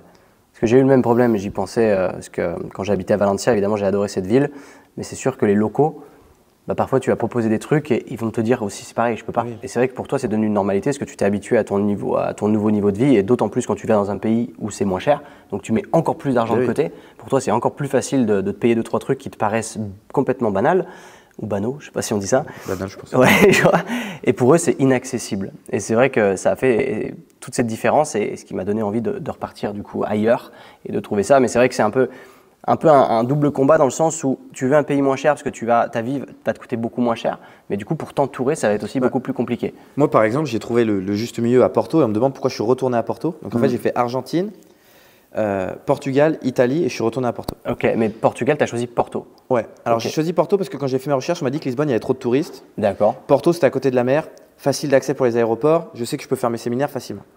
Donc pourquoi j'ai choisi Porto? J'ai un appart qui est incroyable. Première chose que je regarde quand j'arrive dans une salle, est-ce qu'il y a une salle de CrossFit à côté de mon Airbnb? Je suis tellement feignant que si tu me mets 10 minutes de trajet, je n'y vais pas. À pied? Ouais. Ok. Donc, pas possible. Donc là, j'ai un Airbnb à 3 minutes à pied de la salle de CrossFit. Génial. Un appartement incroyable. Je suis rentré dans l'appartement la première fois, je me suis dit, waouh, je me sens bien. Rien que pour cette raison, je suis parti du Portugal, j'avais déjà réservé avec juste parce que je me suis senti bien dans le Airbnb. Ça, c'est pour moi la priorité. Porto, la ville est beaucoup moins chère, mais je ne suis pas millionnaire du tout. Je vivrais comme quelqu'un qui vit bien à la campagne, tu vois. Je peux faire tous les restos que je veux sans regarder, sans gagner parce qu'aujourd'hui, je gagne beaucoup moins ma vie que quand j'étais à Paris. Ouais. Mais à Porto, c'est largement suffisant. Mais tu as plus de temps libre aussi. Ouais. Quoi. Exactement. Et à Porto, tu vois, par exemple, tu veux faire tes cours de surf, bah, tu vas payer 8 € l'heure. Ce qui, pour moi, en termes de service, me fait… Aux États-Unis, j'ai payé des séances d'essai de CrossFit, enfin pas des séances d'essai, des drop-in, ouais. 40 €. Ici, je paye mon truc de surf, je fais 5 séances, tu vois. Et moi, aujourd'hui, ce qui m'intéresse, c'est… Je ne suis pas consommateur de choses chères, à part pour mes expériences sociales, humaines. Yeah. Un bon restaurant, par exemple, j'ai adoré aller manger dans un très bon restaurant à Paris pour l'expérience qu'il y a autour. La nourriture, moi, tu me mets dans une brasserie comme hier, on fait, je me régale. Par contre, j'aime l'expérience de… Donc, je peux dépenser de l'argent pour les expériences. Je trouve que des pays comme le Portugal, aujourd'hui, pour moi, c'est le top parce que tu n'es pas déconnecté des gens parce qu'ils vivent la même réalité occidentale que toi. Et d'un autre côté, tu es quand même bien. Et là, du coup, tu as choisi le Portugal, donc il y a une langue encore différente de ce que tu maîtrisais jusqu'à présent. Comment tu fais pour t'immerger? Portugal, j'avais fait, je crois, 2 semaines de Duolingo avant. Ok. Ensuite, application et, comme tu dis, Insta, tu parles avec des gens, etc. Regarder des films, des podcasts. En portugais? En portugais. Ok. Et puis après, tu arrives et tu parles. Et toi, c'est arrivé comme ça? Ouais, tu arrives, tu parles et puis tu rencontres quelqu'un. Puis moi, ça m'arrive des fois, je rencontre quelqu'un, pendant 2 heures, on parle en portugais et puis maintenant, je suis crevé. Et je lui dis, écoute, on parle anglais. Et quand tu te rends compte que tu parles anglais pour te reposer alors que c'est pas ta langue, tu te dis, là, on est bon, là. Ouais. Là, on est bon. Et du coup, tu viens dans un pays qui est donc latin, mais moins, plus riche que l'Argentine quand même, mais moins riche que la France. Du coup, est-ce que tu te retrouves pas avec le même problème que tu avais en Argentine pour t'entourer? Alors, forcément, ça arrive de temps en temps que tu vas proposer 3 restos dans la semaine et que les gens vont te dire non au 3e. Ils ont dit oui aux 2 premiers. C'est ça la différence avec l'Argentine. Et après, moi, j'ai pas de problème à inviter. Et vu qu'il y a moins d'écart, ça fait moins le pacha, tu vois. Ouais. En Argentine, ça faisait vraiment ça. Et après, c'est une autre culture. En Argentine, il y a aussi une culture de profiter de l'argent des autres parfois. D'accord. Qu'il n'y a pas au Portugal. Ils sont un petit peu…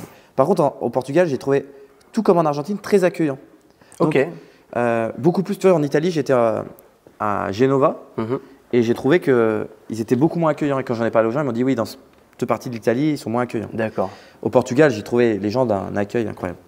Intéressant que tu dis ça. J'ai souvent eu des retours inverses, enfin pas par rapport à l'Italie, mais que les Espagnols étaient plus accueillants que les Portugais en tout cas. Alors, je ne peux pas dire que les Espagnols le seraient plus. Parce que moi, en fait, mes grands-parents, ils vivent vers Perpignan, donc je suis souvent allé en Espagne de ce côté-là. Okay. Mais j'ai jamais été accueilli. Ouais, là, moi, on a eu cette conversation hier. Moi, je pense que la valeur d'un voyage dépend des personnes que tu as rencontrées sur place.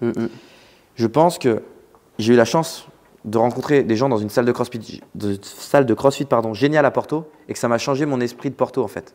Et ils m'ont fait rencontrer d'autres gens, etc. Mais je pense qu'effectivement, les gens que j'ai rencontrés à Porto étaient tellement accueillants que j'ai mis tous les Portugais dans le même sac. Ouais. Donc c'était le premier truc à faire en tout cas pour le conseil pour rencontrer un groupe tout de suite, CrossFit. Ouais. Communautaire. Et après ce que je dis à tout le monde, c'est qu'il faut avoir un deadlift à 200 kg quoi. Sinon, donc tu as fait cette méthode-là encore et puis ça a fonctionné. Mais tous les gens qui me disent ouais mais sur Instagram tu fais des photos de toi en slip, des deadlifts, C'est le côté provoquant. En fait, ce que les gens ne comprennent pas, c'est qu'il y a un message derrière. C'est soyez le zèbre au milieu du troupeau de cheval, mais soyez pas le cochon au milieu du troupeau de cheval. C'est-à-dire, soyez différent tout en montrant aux autres que vous êtes comme eux. Et c'est là où le zèbre, c'est comme le cheval. Le zèbre, c'est un cheval avec des rayures. Par contre, si tu es un cochon, tu n'es pas pareil. Tu vois ce que je veux dire? Si tu es un lion, tu es dangereux. Moi, par exemple, j'arrive dans une salle, on en parlait hier, 100% des gens qui me voient la première fois se disent il n'est pas incroyablement beau gosse, il n'a pas un charme incroyable, il n'y a rien d'incroyable. Il n'est pas dangereux, ce que tu disais. Tu me parles 2 minutes, et après, tu vois, par exemple, au resto, tout le monde s'arrête de parler et je vais parler pendant 1 heure. Mais par contre, si tu arrives, c'est la grenouille ébouillantée, tu connais cette expérience? Tu mets une grenouille dans un verre d'eau, tu augmentes la température de 1 degré toutes les minutes, elle va mourir. Par contre, tu la mets directement dans la température où elle brûle, elle meurt, elle se barre. En fait, moi, je suis un peu ça. Moi, je pense que tu ne dois pas remuer le groupe social si tu veux rentrer dedans. Par contre, une fois que tu es dedans, tu dois te faire ta place. Et encore une fois, ça s'applique à tout. Quand je fais les slips, l'exemple que je donnais, et je pense que tous les entrepreneurs qui vont entendre ça, ils vont être fous. Quand j'ouvrais mon Instagram, que je ne voulais pas développer, je ne voulais pas gagner plus d'argent avec mes formations parce que j'avais atteint un plafond. J'ouvre mon Instagram et je vois tout le monde qui parle du Black Friday. Ouais, 70% sur mes formations pour faire des ventes. J'entends. Moi, je me dis, mais vous faites tous pareil. Moi, je mets sur mon Insta, je dis, bon, moi, je lance le Black Friday du slip. Vous m'envoyez un slip à mon adresse en France et je vous ouvre une formation. Je me dis, c'est tellement ridicule, ça n'a pas fonctionné. J'ai reçu 34 slips. C'était des buddy smugglers. Les gens devaient m'envoyer le modèle pour que je le valide. J'étais obligé de leur dire, j'ai tous les modèles du site, envoyez-moi des t-shirts. Tu vois, c'était pour te dire. Et pourtant, j'ai fait la même chose. Si je te dis, c'est vraiment un zèbre, la même chose que les autres. Une offre pour le Black Friday, mais différente. Et aujourd'hui, il faut prôner ça. Et j'ai eu des gens en mentorat qui maintenant copient exactement les stories que je fais. En fait, ils ne comprennent pas que ça ne fonctionne pas. Parce que s'il y a un zèbre dans le troupeau, et s'il y a un cheval qui arrive avec des rayures, les gens vont voir que c'est un cheval qui veut se faire passer pour un zèbre. Et ça c'est vraiment ce que j'essaie d'expliquer aux gens, c'est de vous dire, soyez vous-même, trouvez un endroit où vous êtes bien, mais il ne faut pas non plus fake. Moi, si je mets des photos de moi en slip et en train de faire du deadlift, c'est que le week-end, je suis en slip sur la plage. Tu fais rien, c'est toi-même. C'est comme ça que tu es, Ok. Bah, tu sais quoi, je suis trop content parce qu'on a vraiment fait un tour de ton expérience à l'étranger qui arrive jusqu'au moment où aujourd'hui, tu es localisé quand même au Portugal, mais tu distribues des séminaires en France. Mais du coup, tu as ta base maintenant, ton headquarters, ton home base, c'est le Portugal. Et c'est cool et tu m'as l'air d'être super satisfait de l'endroit d'ailleurs. Et tu ne veux plus vivre en France, visiblement. La question de la France, elle va se poser au niveau investissement. Parce que comme je t'ai dit, moi, j'aimerais bien acheter un endroit pour sécuriser des choses. Et je ne me vois pas investir à l'étranger parce que contrainte. Et moi, je ne supporte pas les contraintes. En fait, ce qui est très drôle là-dessus, c'est qu'il y a des gens qui pourraient se dire le mec a son propre business, il va au Portugal, c'est pour des raisons de taxes. Et pas du tout au final. Moi, je paye mes 70% de taxes en France. Ouais, tu payes en France. Et ça qui m'a fait halluciner parce que je me disais, putain, moi je suis frustré de payer en France et c'est un truc que j'aime pas parce que pour diverses raisons. Mais du coup, toi, tu as l'opportunité de te mettre au Portugal, mais tu le fais même pas pour ça. Alors en fait, moi, ce qu'il faut savoir, c'est que, et je le maintiens, on avait la discussion hier, ça surprend du monde. Je ne pense pas que l'argent fasse de moi quelqu'un d'une bonne personne. Donc je suis plutôt inquiété d'avoir de l'argent. Tout l'argent que je gagne dans mes sociétés, mon but de ma société, c'est de faire 0 €. Donc c'est ce que je disais, c'est le but de ma société, c'est les sous. L'équilibre tout le temps. Ils vont dans des formations, je paye les intervenants. Tu vois, sur les séminaires, je paye plutôt bien les gens qui interviennent, plus que moi, tu vois. Pourquoi? Parce que je ne suis pas spécialement fan de l'argent. Je suis fan de ce qu'il te permet de faire. Par contre, arrivé à un certain point, je ne suis pas fan de ce qui te fait devenir. Et du coup, c'est pour ça. Et la raison numéro 1 pourquoi je fais pas ça, c'est la flemme de faire les démarches. C'est la flemme de faire les démarches. Et il y a beaucoup de gens qui me disent « Oui, mais t'imagines ?» Non, en fait, j'imagine pas. Tu t'en branles, en fait. Parce qu'aujourd'hui, je ne dois pas être loin de la vie parfaite. Ça ne changerait pas ta vie. Pour moi, le petit enfant que j'étais, on faisait la blague. Les gens me disent « Tu t'es formé où au business ?» Alors avant, je disais « Mastermind des prépas physiques ». Maintenant, je vous donne la raison. J'ai dit « Le business, on s'en bat les couilles. » Tous ceux que j'ai en mentor en business, on parle 10% de business, c'est si tu es développé personnellement, l'argent il va arriver. Moi j'en suis persuadé, on vit dans une société où si tu es bon dans ce que tu fais, tu as de l'argent. Si tu es aligné avec ce que tu fais, tu es bon. Donc si tu es aligné avec ce que tu fais, tu es bon, donc tu gagnes de l'argent. Là où j'ai découvert le business, moi, c'est en lisant Picsou Magazine, et je fais toujours des blagues avec ça. Picsou Magazine, je regardais, il avait un problème dans une histoire, il résolvait le problème. Fin de l'histoire. Il avait une aventure, voilà. Et qu'est-ce que je suis en train de vivre maintenant? Des aventures, grâce à quoi? Au problème que je résous pour les autres. C'est Picsou. Et après, c'est Decathlon, 100% du client satisfait. Quand j'ai été étudiant, j'ai travaillé à Decathlon. Mais aujourd'hui, moi, je ne dois pas être loin de la vie, alors de l'enfant que j'étais j'ai largement dépassé la vie parfaite. C'est-à-dire que c'est au-delà des expériences. Et c'est quand même là, c'est quand même touchant de le dire, tu vois. De se dire, il y a 20 ans, même pas, j'aurais même dit à 17 ans, il y a 10 ans, j'aurais signé pour 3 fois moins que ce que j'ai là. Et 3 fois moins, c'est pas de l'argent. J'aurais signé pour être prof de PS à 2000 € par exemple. Tu vois. Et là, je signe plus. Et je suis pas très loin de. J'ai cette insécurité de ne pas avoir un endroit à moi. Mais le jour où j'ai un endroit à moi, je suis sûr que j'y vis pas. Juste, j'ai un endroit à moi où je peux m'y réfugier. Aujourd'hui, si je devais dire une insécurité, ça serait celle-là.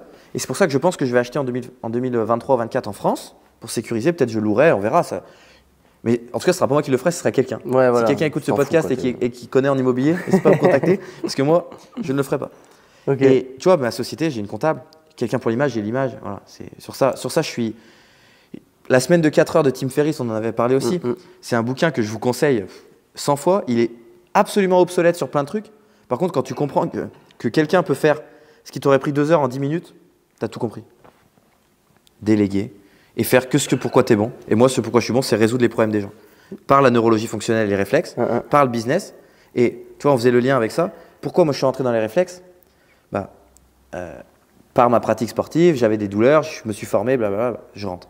Aujourd'hui, les gens ils me disent, mais tu ne peux pas faire des réflexes, de la neurologie fonctionnelle et du business. Alors, je peux parce que je l'ai fait pendant 1 an sur le même compte avec Feblitos. Aujourd'hui, on a séparé, on a Lucas Bourguignon, conférencier, qui est très pro sur le côté conférence, etc. Parce qu'on veut une image de marque, etc. On veut toucher une certaine population. Et Feblitos, c'est un compte Instagram d'un branleur qui, une fois toutes les semaines, va mettre des stories sur comment il vit, ça va attirer les gens. Une fois tous les 5 mois, il va faire… Enfin, moi, honnêtement, je fais des suites de stories pour vendre les mentorats. C'est des mentorats à 6 000 € l'année. Quand je fais une suite de stories là-dessus, j'en vends minimum 5. Putain. Donc, c'est du 30 000 la suite de stories. Après, il faut que je travaille, donc c'est pas 30 000 € brut, etc. Bien sûr. En fait, les gens ils m'ont suivi pendant 1 an avec de temps en temps, je vais mettre une réflexion sur le business. Je vais mettre un petit tips, ils vont me suivre, ils vont voir mon évolution, ils vont partager mes délires ou ils vont me détester, ils vont arrêter de me suivre. Mais j'ai 1500 personnes, je crois, qui me suivent sur Feblitos. Je pense que j'en ai au moins 300 qui m'ont acheté des choses, une formation, un séminaire. Donc, c'est-à-dire que j'ai 30% de conversion, parce que personne n'a. C'est incroyable. Et ça, c'est pourquoi? C'est parce que je raconte mon histoire. Encore une fois, au séminaire, on a Zach qui est venu. Il me dit, je suis venu pour rencontrer le personnage. Donc, c'est pour ça qu'on voulait séparer, que maintenant, Lucas Bourguignon, conférencier, c'est très pro avec un contenu, etc. Mais au final, c'est le même projet. Quand je travaille sur les réflexes archaïques, c'est des patrons moteurs, ce que tu as dit qu'on expliquerait. J'allais justement te driver là-dessus. Qu'est-ce qui t'a amené à ça en fait? Parce que tu as fait du coaching sportif, tu as fait ton mentorat business, tu as bougé pas mal à l'étranger et là tu commences à lancer des séminaires sur un domaine que personne, en tout cas, enfin très peu de gens ont entendu parler aujourd'hui. Qu'est-ce qui t'a amené là-dedans? Déjà, moi, ma pratique personnelle, c'est qu'un jour j'avais mal au genou. Donc je fais une compète de crossfit, je fais des power clean à 120 kg et je fais un wall ball. Donc tu dois prendre un ballon, le jeter sur un mur et je me fais mal au genou. Et pendant 6 mois, des douleurs au genou. Je fais les trucs de réhab, préhab que j'ai appris en STAPS, ça passe pas. J'arrive au mastermind de prépa physique, comme quoi tout s'emboîte, et je rencontre quelqu'un qui me dit tu devrais avoir un posturologue. Je vais voir un posturologue, il me fait 3 exos. Il me dit c'est normal que tu as une douleur au genou, tu as un défaut de convergence à l'œil. Je dis mais ferme-la, tu vois, c'est moi hyper sceptique. Il me dit mais si, parce que regarde, si ton œil il va pas là, c'est ta tête qui bouge, puis tes épaules, puis ça fait un pivot rotatoire, puis ça fait ci. Excellent. Il me fait des exos des yeux, je fais une flexion, plus de douleur. Ça fait 6 mois que je galère. Je lui dis c'est où pour se former? Il me dit non mais enfin, c'est pas la question. Là, je dis, mais je m'en fous de ma pratique. 10 jours après, j'étais en formation au CIES de Dr Brico. Je suis allé à Marseille parce que c'était Vincent Estignard qui faisait le séminaire et parce que j'avais prévu d'être en stage chez lui parce que Vincent Estignard, son cabinet, il était à 500 mètres de chez moi. Je finis le séminaire, je dis à Vincent, je suis en stage chez toi lundi. Il m'accepte, c'était très bien, j'ai appris énormément de choses. Et là, deuxième module de Brico, on parle des réflexes archaïques. Et du coup, on parle de Paul Landon. Du coup, je vais me former. En fait, c'est comme ça. Ça a commencé avec ta blessure au genou. Il fallait que tu règles ton propre problème avant de… Mais je pense que 100% des gens qui sont dans la réhab, tu peux regarder sur Insta, ils sont tous continuellement blessés. Moi, honnêtement, quelqu'un qui est blessé et qui te parle de préhab, réhab, ça te donne pas envie. En fait, eux, c'est intéressant pour eux d'être blessés parce qu'ils continuent de chercher. C'est ma raison, comme ça que je le vois. Du coup, je rentre dans les réflexes. Je fais des formations et un jour, j'arrivais à une formation avec un pote et je me rendais compte que quand j'allais à des formations, j'étais toujours très vite le centre d'attention des élèves. C'est-à-dire que parfois même plus que au resto, dans les salles de classe, plus que l'intervenant. Je me disais, et en fait, c'est parce que j'arrivais à prendre un concept. Moi, aujourd'hui, toutes les formations neuro que j'ai faites, je peux te les résumer en une phrase. Tu les vulgarises. Même les formateurs ne sont pas capables de le résumer en une phrase pour le vendre. Et du coup, un jour, je suis avec un pote et il me dit Lucas, c'est incroyable, tout le monde t'écoute, t'expliques hyper simplement les choses. Je sors de ce séminaire et je reçois 5 messages de gens qui me disent « On n'a pas osé venir te parler parce que tu as l'impression d'avoir tout compris. » C'était un séminaire où j'avais compris 10%. Ok. Et du coup, avec ce pote-là, on se dit « Viens, on se fait un séminaire pour passer du temps ensemble. » C'était un pote qui habitait à Lyon, moi j'étais à Paris, on se voyait pas souvent. Il gérait une salle de sport, c'est Sébastien Billard à Villeurbanne. Il me dit « Viens, on fait un séminaire ensemble. » On faisait 100 € la journée. On avait 20 personnes, on avait fait 2000 € la journée, on avait pris 1000 € chacun. Ah, mais vous aviez runné votre propre séminaire? Ouais, on avait fait notre propre séminaire. Sur quoi? À ce moment-là, c'était réflexe archaïque, neurologie fonctionnelle, prépa physique, c'était la foi. Ok. Et en fait, on s'est rendu compte que j'intervenais beaucoup plus que lui. Du coup, je lui disais, bah non, mais toi, il y a la salle. Puis moi, j'étais vraiment content de passer du temps avec lui, j'en passe pas beaucoup. On a continué une fois, 2 fois. Puis au bout d'un moment, il m'a dit, écoute, Lucas, t'as pas besoin de moi. Tu parles 90% du temps et c'est la partie dont je parle. Et du coup, je dis, mais est-ce que ça te dérangerait si je le faisais avec d'autres ou tout seul? Il m'a dit non. Et là, on est parti, tu vois. Et j'en ai fait un pari qui s'est pas spécialement bien passé parce qu'il y a eu tous les trucs un peu galères. La personne avec qui je le faisais, il y avait un problème dans sa famille, donc on a été mauvais. Ça a été une cata, donc j'ai repris un petit bide. Et après, je me suis dit, bon, je laisse un peu de côté. J'en fais un en Belgique de séminaire et j'invite une journaliste avec qui je parlais depuis un moment qui travaille autour de l'autisme, etc. Et je lui dis, ça peut t'aider pour tout ça. On l'invite, elle vient, et en fait, à 11 h, elle me dit, écoute Lucas, ce que tu fais là, c'est de la bombe atomique, entourée par une enveloppe de merde. Je ne le dis pas dans ces termes-là, mais c'est clairement ce que ça veut dire. Et ça faisait un moment que j'avais pas quelqu'un qui m'avait mis la tête dans ma merde, tu vois. Et bah, ça s'appelle Stéphanie et je la remercie encore et elle est vraiment à la base de cette aventure. Et du coup, elle me dit, moi je suis OK pour t'occuper un petit peu de ta com, par contre, il faut arrêter de faire le branleur en slip sur Insta. Et en fait, elle me met toute face à mes vérités. Et on fait tous les séminaires, on finit le séminaire, on a des résultats de malades avec des gens, des vies qui changent, tu vois. Des militaires, ce que je disais, qui viennent me voir en me disant, c'est la première fois de ma vie que je me sens ouvrir. Des gens, vraiment, tu crées des liens forts. Et puis il y a Lohan, donc qui gère maintenant ma com, qui est élève et qui me dit, Lucas, je veux te faire venir en France. Et je dis, bah ok, mais moi je gère rien, parce que je suis un branleur, je fais pas d'efforts.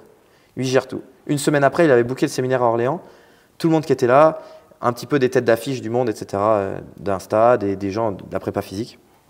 Et c'est parti comme ça. Et puis on voit un séminaire, un deuxième séminaire, puis ça prend, et puis là, on va avoir fait 12 dates en 2023, donc un par mois. On en prévoit minimum 20 en 2024. Donc voilà, là c'est parti sur le même concept qui était aujourd'hui les réflexes archaïques donc sont, pour donner la définition. J'allais dire, du coup on a fait bien languir. Voilà. Qu'est-ce que les réflexes archaïques? Vulgairement, parce que tu sais à mon avis très bien le faire, parce que si on rentre dans le technique, moi je suis incapable de dire quoi que ce soit. Mais je pense que d'ailleurs les gens s'en foutent du technique. Ouais. Les réflexes archaïques sont les réactions du corps face à des stimulus pour emmener l'être humain du ventre de la maman à l'âge adulte en passant par les étapes de développement moteur. Exemple très facile à tester pour tous ceux qui ont des enfants. Votre enfant est né, le médecin il a sillonné le pied pour voir s'il y avait une réponse. Ça s'appelle le signe de Babinski. Autre réflexe qui est très connu, on met le doigt dans la main du bébé, il vient serrer. Ça, c'est des réflexes, si le bébé ne l'a pas et que la mère doit partir vite, il ne peut pas s'accrocher, il est en danger de mort. La tête qui s'ouvre, les bras qui s'ouvrent quand la tête part en arrière, c'est pour protéger le bébé, etc. L'être humain n'est pas du tout en sécurité quand il naît. Si un bébé, si tu le laisses tout seul, il meurt. Donc il faut qu'il ait des choses qui le permettent de survivre. C'est les réflexes archaïques. Pour faire simple, c'est ça.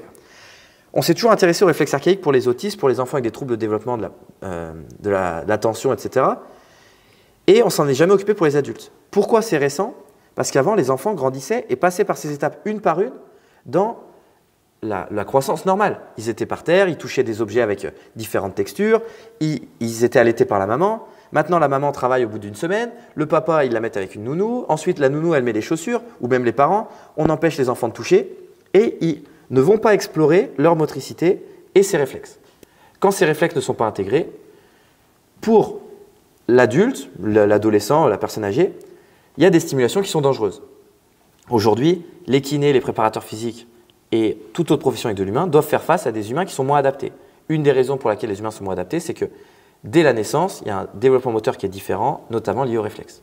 Le but, moi, des séminaires, c'est que j'ai fait les formations au Canada, en Argentine, de partout. Et honnêtement, je pense que je suis plutôt très smart et je ne comprenais pas tout. Et je me suis dit, putain, tu payes 1000 €, tu vas à l'autre bout du monde et tu ne comprends pas tout. Et j'étais le plus jeune. C'est-à-dire que là, je suis un peu plus âgé, j'ai 28 ans. Il y a des fois maintenant un peu plus jeune. Dans mes séminaires, la moyenne d'âge, c'est 25 ans. Dans les autres formations neuro, c'est 45. Qui c'est qui s'adressait aux jeunes coachs? Personne. Alors, on peut critiquer, moi je prends toujours les exemples marquants, dans le monde du coaching, Thibaut Inchep, Sissi Mua, tout le monde les fracasse. Ils ont fait faire bouger beaucoup plus de gens que tous les autres coachs réunis. Moi, je ne me suis jamais caché. Quand j'ai parlé avec cette journaliste, elle me dit « Lucas, c'est quoi ton rêve avec les réflexes ?» Et là, je peux l'annoncer publiquement. Parce que quand tu l'annonces publiquement, ça prend plus de forme. Moi, j'ai dit que ce jour-là, je lui ai dit dans 5 ans, je vais être la référence Europe des réflexes archaïques. Pas référence le plus compétent pour connaître sur les réflexes. Je peux vous le dire, en France, il y a des gens qui sont beaucoup plus sachants que moi sur les réflexes. Par contre, aujourd'hui, en France, qui explique mieux les réflexes à quelqu'un qui ne les connaît pas? Je n'ai pas trouvé. Si vous me le présentez, je serais ravi de le rencontrer pour discuter avec lui. Aujourd'hui, les réflexes sont quelque chose qui vont arriver dans le monde de la prépa physique, dans le monde de la douleur, de la kinésithérapie, tout ça. Et il faudra quelqu'un qui l'explique de façon claire, calme aux gens. Aujourd'hui, je préfère que ce soit moi qui le fasse bien plutôt que quelqu'un d'autre où je n'aurai pas de certitude que ça soit bien fait. Mon but dans ces séminaires, c'est d'amener les gens à découvrir ce milieu de façon consciente, cohérente, écologique pour eux et que derrière, ils aient envie de creuser vers d'autres formations. Moi, c'est ce que je disais niveau business. Je pense que pour l'instant, on a quelques petites personnes qui sont un petit peu réticentes à ce qu'on fait. Je prends 2-3 tacles sur les réseaux, mais c'est le jeu. C'est normal, en fait, tu apportes une approche qui n'est pas nouvelle, mais qui est nouvelle aux yeux de l'heure actuelle. Et du coup, les gens se disent encore un Charlot qui se ramène avec une nouvelle méthode révolutionnaire. Il y a ces gens-là, il y a des gens du milieu qui se disent moi, c'est quelque chose qu'on m'a toujours dit, et ça, on revient au syndrome de l'imposteur, attends de faire ton expérience avant de te lancer. Non. Lance-toi et tu te feras ton expérience. Moi, je le vois comme ça. Mais en tout cas, ces gens de la neuro, et peut-être qu'ils écouteront le podcast et qu'ils y réfléchiront, vous inquiétez pas. Je vais avoir plus de monde que vous, c'est sûr. Je m'adresse à la masse. Je vais avoir plus de succès que vous. Je vais être plus exposé que vous. Je vous le dis, ça va se passer. Ça commence à se passer. On commence à recevoir des messages de mais comment tu fais, etc. Ça va arriver. Mais je vais vous nourrir. Il n'y en a pas un de vous qui va disparaître à cause de moi. Par contre, vous êtes certains en train de disparaître pour d'autres raisons et je vais peut-être vous sauver. Et c'est affreux de dire ça parce que le petit jeune fait ça, mais par contre, on a fait une formation aujourd'hui, il y a 20 personnes. On a parlé de 5, 10, 15 formations différentes. C'est 20 potentiels élèves à ces formations. Aujourd'hui, tu as une formation de neuro, de réflexe, patron moteur, peu importe. C'est dur de trouver du monde. Et si ta formation elle est chère, c'est dur. Parce que ce que je dis à tout le monde, tu as une nouvelle marque qui arrive dans le milieu des téléphones. Elle te dit on est mieux que l'iPhone. Le téléphone il coûte 2000. Tu n'as pas envie de l'acheter. Par contre, s'ils ont un produit de base, des écouteurs à 20 €, tu les essayes, les écouteurs ils sont ouf. Bah, tu as déjà plus envie d'aller voir la marque. C'est exactement ce que je fais avec la neuro et les réflexes. Aujourd'hui, tu viens dans un de mes séminaires, ça va te coûter 500 €, tu as le week-end. Par contre, avec 500 €, tu as le cours vidéo qui est produit, tu as ton expérience client qui est honnêtement rien à voir avec les autres formations neuro. On a fracassé le game sur ça, on est largement au-dessus. Et tu ressors avec des outils que tu peux appliquer le lendemain. Toi, tu as fait le séminaire, tu as une feuille de protocole, demain, si tu veux pratiquer, tu pratiques. Ça, personne ne l'avait fait. Et ces gens-là, bien sûr qu'à un moment, ils vont être frustrés et qu'ils vont aller dans les formations des autres. Bien sûr. Nous, on a piqué les clients de personne, par contre, on va leur en apporter plein. Eux, et c'est pas très juste, ils vont nous apporter personne. Mais pas de souci, moi, je vais nourrir tout le monde. Et je ne le dis pas en mode altruiste, etc. Parce que ma place, en fait, c'est juste, pour l'instant, les gens s'adressent au kiné qui veut se former, au coach sportif qui est surdiplômé. Moi, ma cible, c'est monsieur, madame, tout le monde. Tu as des enfants, les réflexes, ça t'impacte. T'es coach sportif, tu sors d'un BPG, ça t'impacte. T'es dentiste, ça peut t'impacter. Tu vois, on l'avait vu pour toi, bah, ça se trouve, ton kiné, il va venir dans un séminaire et il dit putain, ça fait 10 ans que je manque quelque chose. Bah, ton kiné qui veut aller loin, il ne va pas se satisfaire de mon séminaire. Il va aller dans la formation neuro à 2000 balles. Par contre, quand on a, je prends l'exemple de Jérémy qui est militaire en Belgique, qui coach personne, qui vient lui pour sa propre pratique et les gens autour de lui, il ne va pas la prendre cette formation à 2000 balles. Donc nous, on n'a piqué personne. Au contraire, on va nourrir. Et ça, c'est un autre conseil business que je donne à tout le monde. Aujourd'hui, votre contenu, il va fuiter. Votre contenu, les gens pourront le trouver ailleurs. Tout ce que je propose aujourd'hui, tu peux le trouver ailleurs. Pourquoi est-ce que je fais ça a de la valeur? J'ai ajouté ma touche qui est un lien que je suis le seul à avoir trouvé, avec une manière de le dire que je suis le seul à avoir. Par contre, je donne tout, moi. C'est-à-dire qu'il n'y a pas de rétention d'infos. Tu me poses une question sur Insta, je vais te donner la réponse, même si tu ne viens pas à mon séminaire. Alors, il y a des fois où je ne veux pas que tu l'appliques parce que, encore une fois, on en a parlé, moi je trouve que c'est bien de l'avoir la personne en face de soi et pas en ligne. Je ne donne pas de diagnostic en ligne, mais une info, je vais te dire, va la chercher, elle est ici. Va sur la page Le plaisir d'apprendre sur YouTube de Paul Landon, tu auras tous les réflexes qui existent. Est-ce que ça va faire toi un praticien? Non. Viens en séminaire avec moi, tu vas devenir un praticien. Donc, la promesse, elle est là. Aujourd'hui, ton contenu, il va fuiter. Tu veux réussir dans le business? Donne, tu vas recevoir. Retiens l'info, tu vas disparaître. Moi, je pense que les entrepreneurs qui réussissent le mieux, on le voit par exemple maintenant, Anthony Bourdon, des gens comme ça. Bourbon. Ouais. Bah, tu vois, je suis désolé. Non, mais c'est pas grave. Je suis en contact gens... avec mon associé, on est en contact avec lui, du coup on sait. Voilà. Mais c'est des gens qui sont tout le temps en train de donner des infos sur les réseaux, partout. Oui, c'est vrai. En fait, alors même, c'est Oussama Hamar qui... Alors des fois, il donne tellement d'infos, tu te doutes de l'info. Ouais. Mais lui, il raconte des histoires tout le temps. Ouais, moi j'aime beaucoup. Aujourd'hui, c'est la seule chose qui va exister. Les livres, il y a Internet, ça continue de se vendre. Pourquoi? Parce que les gens se plongent dans le livre. Les histoires, ça va durer. Racontez votre histoire, partagez-la. Votre histoire d'aujourd'hui, moi aujourd'hui, je vends des séminaires. Ça se trouve, dans 5 ans, j'aurai une formation en ligne. On ne sait pas. Je ne pense pas sur les réflexes, mais sur d'autres choses. Ce que je suis aujourd'hui en 2023, personne d'autre peut l'avoir. C'est mon histoire. Ce que je serai en 2025, toujours personne ne pourra l'avoir. Et si tu peux faire la même chose, enfin, on le sait parce qu'on voit des gens, je leur fais un autre petit clin d'œil, quand dans la story, vous utilisez exactement les mêmes mots que nous pour vendre vos séminaires, qui sont exactement les mêmes que nous, parce que vous avez eu nos vidéos par X et Y raison, vous êtes en retard parce que nous, on le fait avec un visu, et vous copiez. C'est un peu comme Coca et Pepsi. Ouais. C'est aujourd'hui, tu demandes une boisson gazeuse à ce goût-là, c'est Coca, c'est pas Pepsi. Tout le monde. Pourtant, Pepsi est meilleur. Ouais, toi, tu vas dire Pepsi, mais tu sais que dans ta tête, tu sais très bien que Coca est plus connu. Ouais. Tu sais que tu vois un paquet de frites, tu vas penser McDo, pas Burger King. On en revient au cheval qui a des stripes pour. Soyez un zèbre et pas un cheval avec des rayures. Ouais. Et ça c'est hyper important. Je vais rebondir sur un truc. Donc, tu as expliqué ce que c'était grossièrement un réflexe archaïque. Mais maintenant, dans l'utilisation, donc je vais l'auditeur de ce podcast, généralement, c'est un mec qui fait du sport. Okay. Du coup, pour lui, en cas pratique, parce que moi, c'est la problématique que j'ai eue au début, c'est de me dire comment est-ce que pour moi c'est utile en fait? Quelle est ma finalité là-dedans? Donc, un mec qui fait du sport, dans quel cas est-ce que ça peut grandement lui servir? Alors, les cas, j'ai envie de dire, ils sont tellement multiples que je vais prendre des exemples précis. Ouais. Problème de coordination sur n'importe quel mouvement. Ça peut être lié à chaque fois que tu tournes la tête à droite, tu as un réflexe archaïque qui t'emmène et du coup, c'est dur d'être coordonné. Tu vois ça, encore une fois, je rebondis, c'est génial que tu dises ça parce que à la fois, on en parle d'ailleurs, je conseille à tout le monde qui écoute cet épisode-là d'aller sur…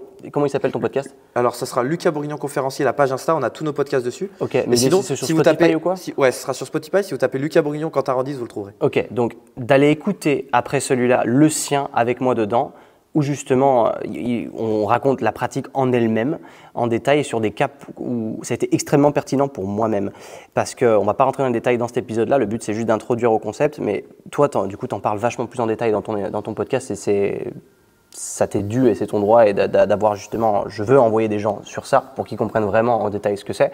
Mais je rebondis sur la coordination parce que là, je vais dire quelque chose qu'on n'a pas dit dans cet épisode, donc ça va rien avoir à voir. C'est le fait que ça te chatouille sous les pieds, ça fait partie du réflexe archaïque. Et moi, je m'étais toujours dit, ouais, c'est juste parce que ça te chatouille sous les pieds.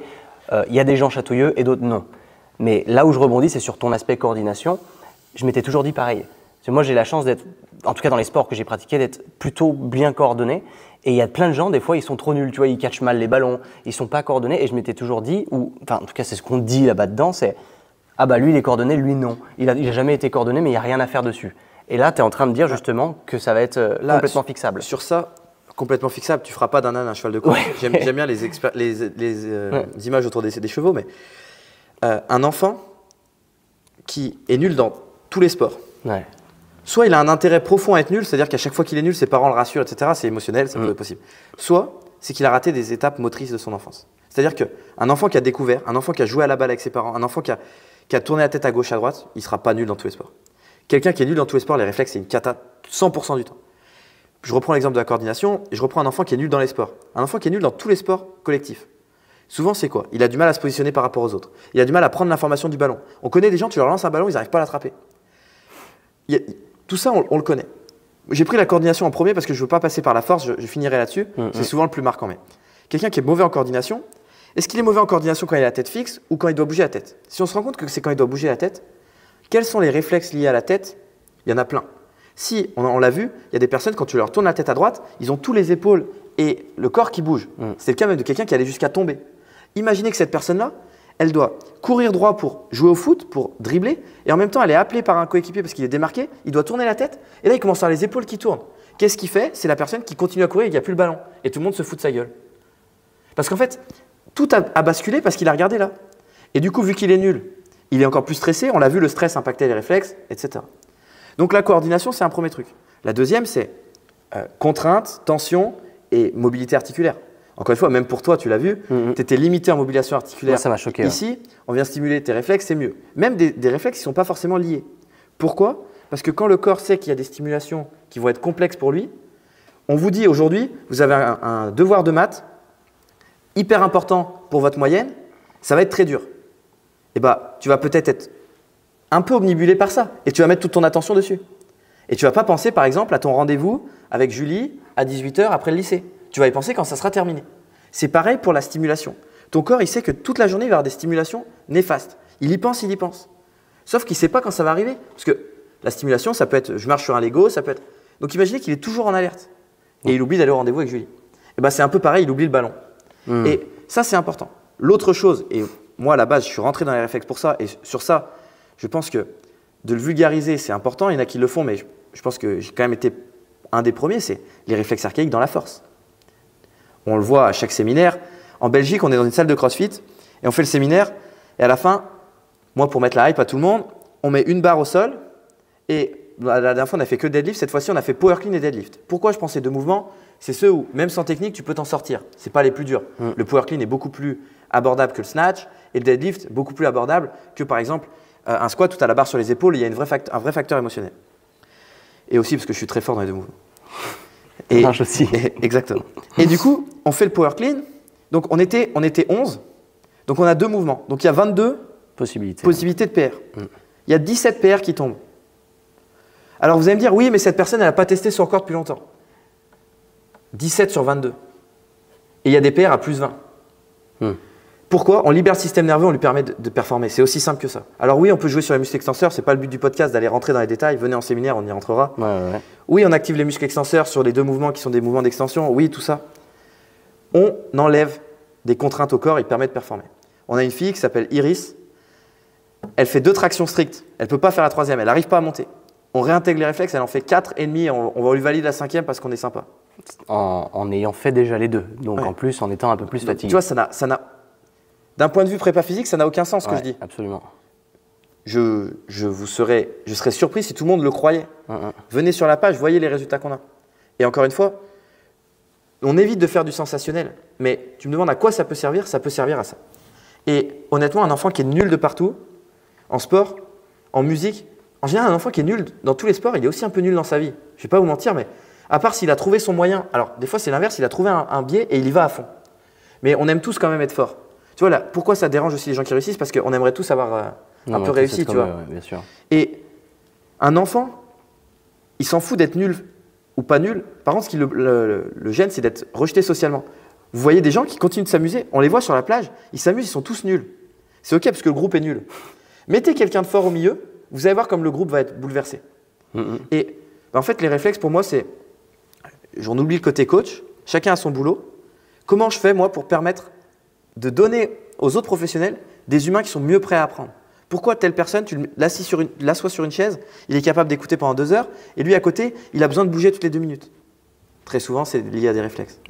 La base du développement moteur de chaque personne, c'est le système nerveux qui est impacté par les réflexes archaïques. Donc concrètement, ça peut augmenter ta capacité d'attention, ça peut baisser ton stress, augmenter ta force, augmenter ta mobilité. En vrai, il y a plein de trucs. Mais je ne vois pas un domaine de ta vie qui ne peut pas être amélioré. C'est-à-dire que moi, aujourd'hui, si j'en suis là, on a parlé de plein de choses, mais je n'étais pas forcément le mec le plus à l'aise en public avant, le mieux dans ma peau, etc. J'ai fait plein de choses, j'ai fait du sport. Je ne vais pas dire que les réflexes, je veux le préciser quand même, je ne suis pas en train de dire que les réflexes sont une solution à tout. Quelqu'un équilibré au niveau de ses réflexes est beaucoup plus apte à être performant après s'il s'entraîne. Moi, je maintiens encore une fois, on a eu l'exemple avec Alexis Beck qui travaille sur FRC.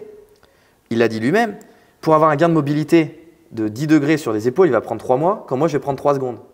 Le référentiel de temps, il est vraiment comme ça, 3 mois, 3 secondes. Moi, je suis partisan du moindre effort.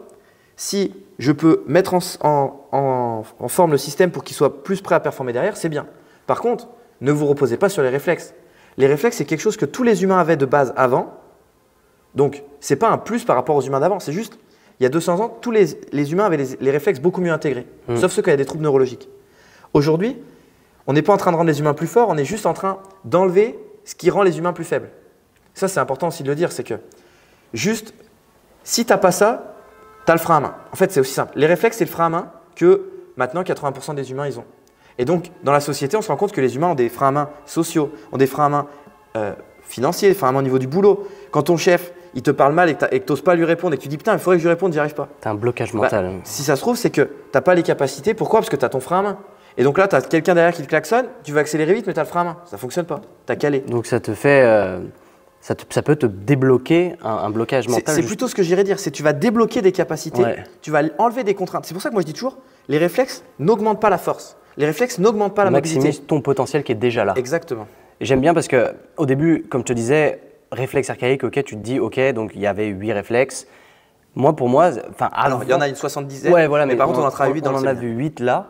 Et avant de venir, je me suis dit, ok, ça va être des outils qu'il faut réimplanter parce qu'on les a plus, mais c'est l'inverse. En fait, c'est des réflexes que tu as depuis que tu es bébé, qui t'ont servi à survivre, mais qui, passé un certain âge, il faut qu'ils sautent tous, sans quoi tu es limité. En fait, c'est toujours pareil. Aujourd'hui, on verrait une voiture avec 3 roues, on serait choqué. On se dirait, il faut rajouter la 4e roue. Ouais. C'est ça. Ok. Il y a 300 ans, on disait à quelqu'un, on va réintégrer les réflexes, ça n'aurait eu aucun sens. Bien sûr. Aujourd'hui, ça en a. Donc là, le but, c'est d'identifier ces fameux réflexes en allant les chercher. On les détecte, on fait ce qu'on appelle la réintégration. Ça te permet de faire en fait péter une espèce de barrière que tu as dans la tête. Pour parler aux fans de Naruto avec les portes à débloquer, ce genre de choses, ça te permet du coup de décupler ton potentiel derrière. En tout cas, d'y avoir accès. D'y avoir accès, et d'autant plus aussi, un point qu'on n'a pas soulevé, c'est les blessures. Alors, moi, je parle sous couvert, c'est un podcast, j'ai le droit de le dire. Bien sûr. Je ne travaille pas sur la douleur parce que je ne suis pas professionnel de santé. Ouais. Mais dans la réhab, si une blessure se reproduit tout le temps, on avait l'exemple de quelqu'un qui fait un protocole qui est très bien pour son genou. Il a besoin de faire le protocole tous les jours, sinon il a mal. Il vient au séminaire, il oublie de le faire samedi, on fait le séminaire, on fait le dimanche. À la fin du dimanche, je lui dis mais ça va ton genou? Il me dit ah j'ai oublié de faire mon protocole. Je dis oui mais est-ce que ça va? Ah oui. Et lui il a mal dès qu'il arrête. Pourquoi? Il avait un énorme réflexe sous le pied qui faisait que dès qu'il posait le pied au sol, son genou passait dans une certaine position. Parce qu'en fait pour éviter, on l'avait vu avec le bilan, il avait du mal à être sur le bord externe du pied, du coup il était vraiment sur l'intérieur du pied. Et essayer de vous mettre sur l'intérieur du pied sans que votre genou bouge, ça crée des tensions. Donc lui, son genou venait à l'intérieur dans une position qui, à force, devenait… Mais c'est des choses, on ne s'en rend même pas compte. Tu marches et en fait tu ne te rends pas compte que ta posture, elle est mauvaise, d'où le fait que tu sentes que ça chatouille sous ton pied parce que c'est trop sensible et que du coup, ton pied… Moi là où ça m'a vraiment frappé, c'est qu'il y a la même chose sur la paume de la main et qu'aujourd'hui, comme tu le disais, dans notre société, tout est lisse, donc tout ce qu'on touche ne challenge pas vraiment la paume de la main. Et aujourd'hui, donc là, j'ai dans ma main le fameux Neurospike où tu t'es amusé. Alors, attends, Balapico, parce que Neurospike, c'est une marque spéciale. Ok. Donc Balapico, qui est relativement, qui est agressive. Et tu m'as pris ma main, tu me l'as frotté sur la main et c'est devenu ingérable, insupportable, alors qu'il y a des gens à qui ça ne fait rien du tout. Et c'est là où du coup on remet tout en question. On se dit mais attends, moi je renforce, je suis très poussé sur l'augmentation de la force du grip. Parce que je sais qu'il y a plein de bénéfices derrière à en tirer, mais je me rends compte aussi que mon grip est limité, que j'ai du mal à le faire progresser, que ça surcharge mes avant-bras, que ça me crée des douleurs au niveau des coudes. Et en fait, c'est parce que ma main, elle ne supporte pas, quand je suis agrippé à une barre, en fait, elle kiffe pas trop, et du coup, il y a des compensations. Surtout que toi, tu m'as dit qu'il y a des barres qui te rendent très désagréable. Ouais. Mais ça, ce qui est assez marrant, c'est que la brachiation, c'est le fait de se déplacer par les bras. Ouais. C'était naturel pour l'être humain. Alors le singe encore plus, mais pour l'être humain, vous prenez un bébé, vous le pendez à des anneaux de gym, il tient beaucoup plus qu'un adulte. C'est naturel. Il doit être capable de se déplacer. Et quand il se déplace, il va se disloquer, il va mettre de la pression, etc. J'ai posé la question au séminaire, qui aujourd'hui se suspend à la barre 5 minutes par jour ou plus tous les jours de l'année? Personne. Du coup, on a perdu ses aptitudes, mais aussi on a perdu dans les épaules. Et on est aussi fort que une chaîne est aussi forte que son maillon le plus faible. Si ton maillon le plus faible, c'est ton système sensoriel, tu seras aussi fort. Donc tu peux le renforcer, parce que malgré tout, le fait de passer du temps pendu, ça renforce. Mais en fait, tu viens renforcer. C'est comme si quelqu'un qui te dit j'ai plus de ménisque, etc. Du coup, je muscle mes quadriceps et mes muscles, ça protège. Mais c'est absolument vrai. Mais ça serait mieux d'avoir un ménisque. Ouais. J'ai une sensorialité qui n'est pas bonne au niveau de la main. Du coup, ça me crée des tensions. Si je suis plus fort au niveau de là, pour mon corps, 10 points de tension, vu que maintenant je suis fort à 100, c'est pas grave. Mais si tu avais 0 de tension, tu serais meilleur. Donc, les réflexes sont le frein à main, les 10. Que tu te traînes tout le temps. Sauf que qu'est-ce qui va se passer quand tu es fatigué? Au lieu d'avoir 100 points, tu n'en as plus que 10. Et c'est les 10 que tu as utilisés pour ton réflexe. Qui lui, alors là c'est plus spécialiste, est sous-cortical, donc l'information elle passe en voie sous-corticale, donc avant même le cortex, donc c'est un mouvement involontaire. Les réflexes sont une réaction, ne sont pas une action. Réaction, c'est-à-dire qu'on peut le faire 100 fois, les tests des mains, on s'est amusé nous à le faire. Je peux te le refaire là, tu vas encore réagir. Pourtant, tu le sais. Ouais. Tu ne peux pas contrôler. C'est réaction involontaire, incontrôlable. Donc le but, c'est de travailler dessus avec tout ce qu'on a vu. Le but, c'est de resécuriser le système pour que cette stimulation soit perçue comme OK. C'est le bon mot, justement. Je cherchais de sécuriser le système, donc pour passer d'un état sympathique à parasympathique, parce qu'on se rend compte qu'on passe beaucoup trop de temps dans l'état sympathique, stressé en fait. Tu ne peux pas lutter contre une charge si tu luttes déjà contre toi-même. Je vais prendre des exemples historiques. La Seconde Guerre mondiale, c'est quand même un peu perdu pour Hitler parce qu'il a lutté sur 2 fronts. Tu ne peux pas lutter sur 2 fronts. En tout cas, tu ne peux pas être à 100. Si tu as un plan B, tu n'as pas de plan A. Donc, si tu luttes sur 2 endroits, tu ne peux pas mettre ton armée à 100% dans un endroit si la moitié de ton armée est ailleurs. C'est pareil pour tes forces. Tu ne peux pas travailler potentiellement à fond ton grip si, en fait, ce n'est pas ça que tu travailles. Tu ne peux pas venir travailler tes quadriceps si tu n'actives pas d'autres muscles avant. C'est-à-dire que tu vas courir et tu dis « je veux travailler mon endurance ».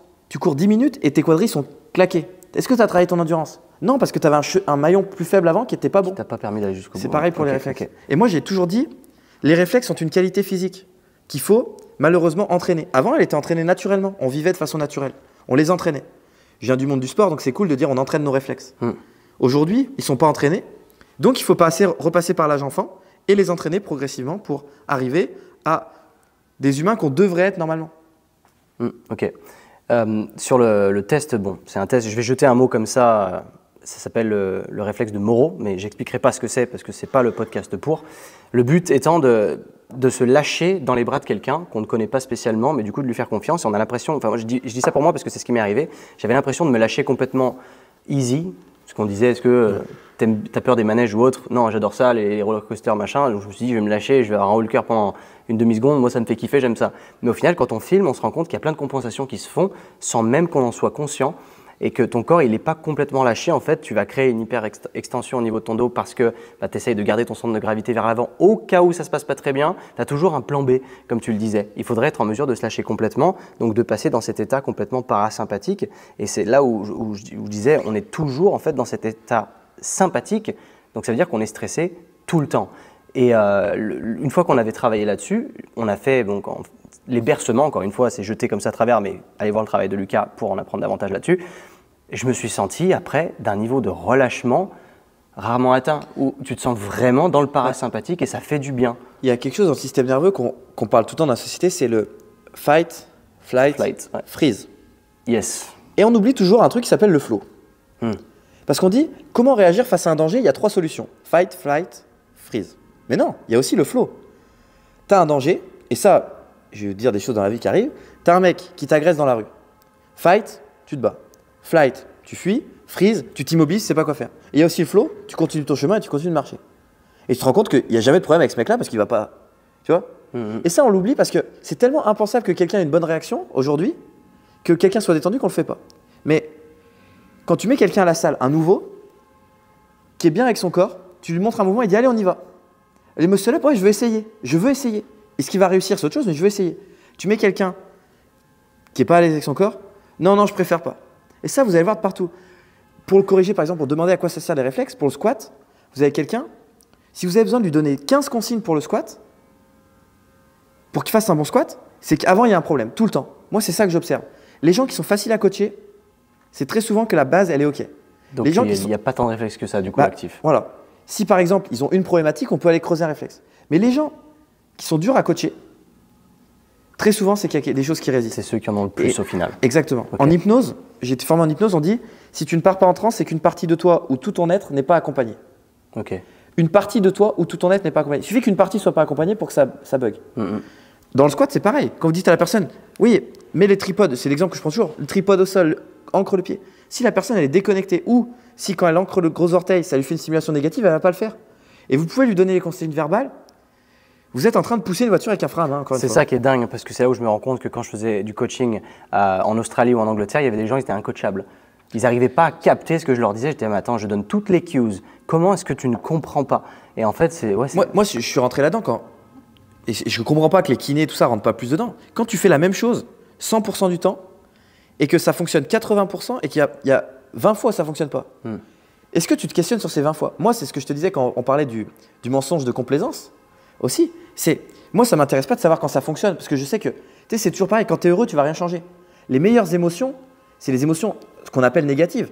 Parce que c'est elles qui vont te pousser à changer une situation. Les émotions, le bonheur, pour moi, c'est un état que tu ne dois pas chercher. C'est quand tu y es, tu ne cherches plus rien. Donc c'est cool. Par contre, moi, quand quelqu'un sort du séminaire et qui me dit « je ne peux pas appliquer », ça c'est cool. Pourquoi? Et là, on peut chercher, et là, on peut avancer. Il y a une phrase, encore une fois, je reprends l'exemple des maths. C'est un mathématicien qui a dit « en mathématiques, parfois on cherche ». Non, c'est en mathématiques, on cherche, et malheureusement, parfois on trouve. Malheureusement, parfois on trouve. Pourquoi? Parce que quand tu as trouvé, tu arrêtes de chercher. Et ça, aujourd'hui… Ils sont tellement chiants dehors avec leur klaxon là. J'espère que ça s'entend pas. Je pense que c'est le maintien de tour en national. Ils sont tellement chiants. Ou c'est peut-être un mariage. Et du coup, ça c'est vraiment important, c'est malheureusement on trouve. Moi je suis hyper content quand j'ai des feedbacks négatifs. Dans le sens où je sais que j'ai quelque chose que je peux mieux faire.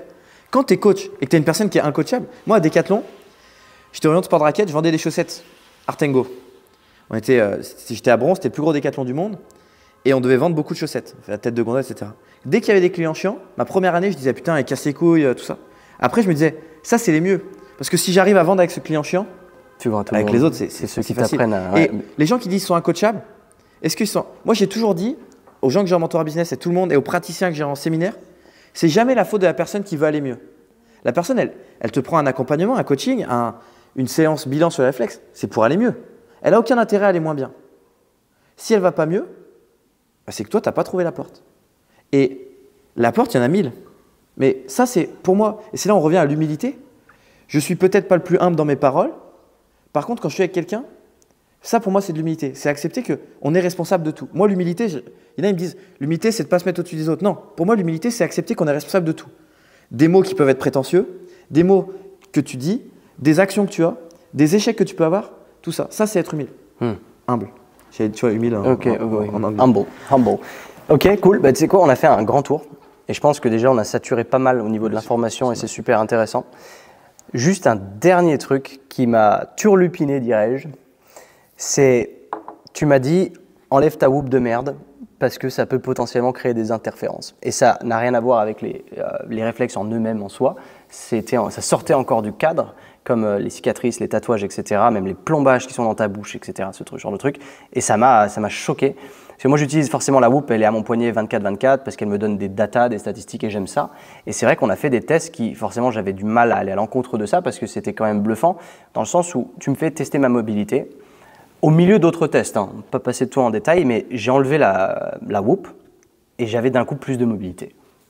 Comment est-ce que tu pourrais expliquer ça? Alors, ce qu'il faut savoir, c'est qu'on avait fait le test aussi et si vous avez une whoop ou une montre connectée chez vous, moi j'ai une montre à aiguille parce que je sais lire l'heure, donc déjà c'est mieux que beaucoup de gens. Je pense que beaucoup de gens mettent ça parce qu'ils savent plus lire l'heure. Ah oui, il n'y a pas d'écran. Voilà, c'est une blague, mais au-delà des whoops, c'est les montres connectées en général le problème. Il y a deux problèmes. Le problème, d'un point de vue très simple et ce qui a impacté pour toi, c'est que si vous enlevez la whoop ou une montre connectée, vous regardez à l'extérieur, il y a un laser. Vert là, voilà. Ouais. C'est une information, c'est une fréquence. La fréquence, votre corps, c'est une certaine fréquence. Les fréquences viennent de l'extérieur, elles se croisent. Et ça, c'est de la biochimie, de la chimie quantique, peu importe ce que vous dites, mais ça impacte. Moi, je n'ai pas la raison de pourquoi. Je sais qu'il se passe des choses dans le cerveau.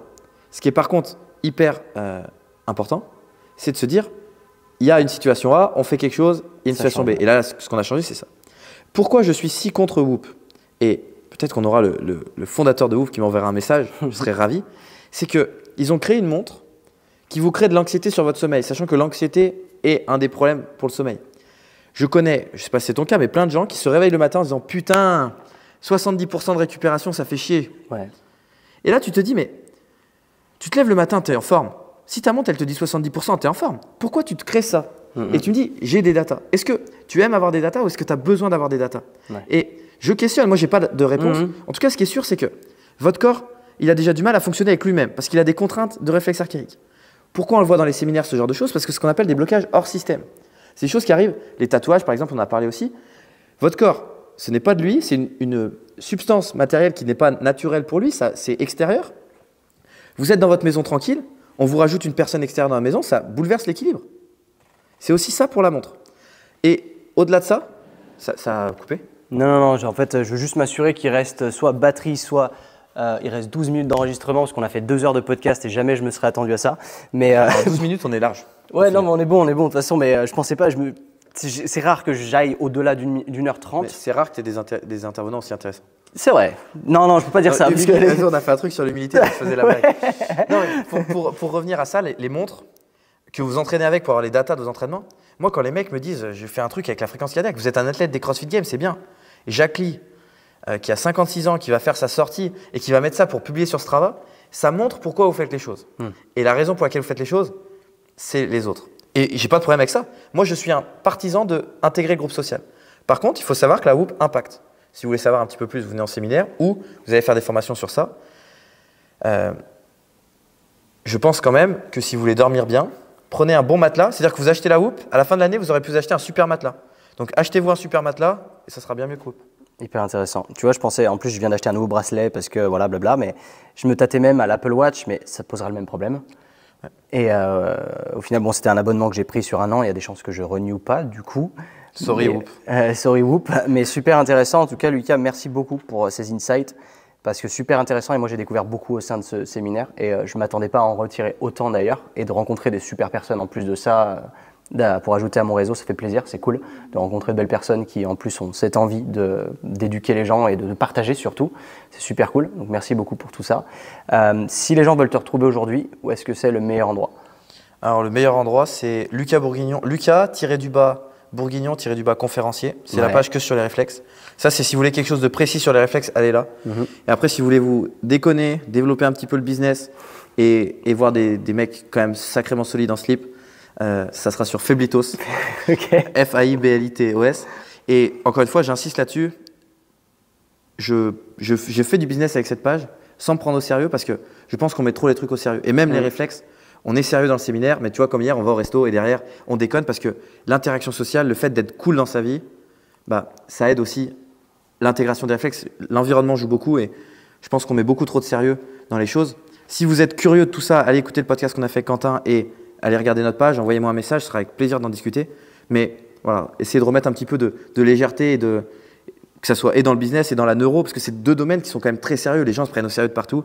Voilà, remettre un petit peu de légèreté là-dedans, sans faire de la guignolerie et du charlatanisme. Faire les choses carrées, standardisées, mais détente. Beautiful. Eh ben, parfait. Top. Vous avez entendu le message, allez checker son travail. Nous, on se retrouve la semaine pro. Ah, laissez une review avant. Putain, toujours rappeler, laissez une review. Soyez pas des pinces, ça fait 2 heures qu'on discute. Si vous êtes arrivé jusque-là, déjà, vous faites partie des meilleurs parce que vous avez été assidus, vous en avez retiré un message et je l'espère infiniment. Maintenant, il faut passer à l'action. Juste écouter de l'information, c'est bien, mais mettre en place des choses dans votre vie, c'est ce qui vous fera passer à l'étape supérieure. Donc, laissez une review. Juste, c'est le pourboire. Le podcast est gratuit. Une review, ça prend 17 secondes de votre temps.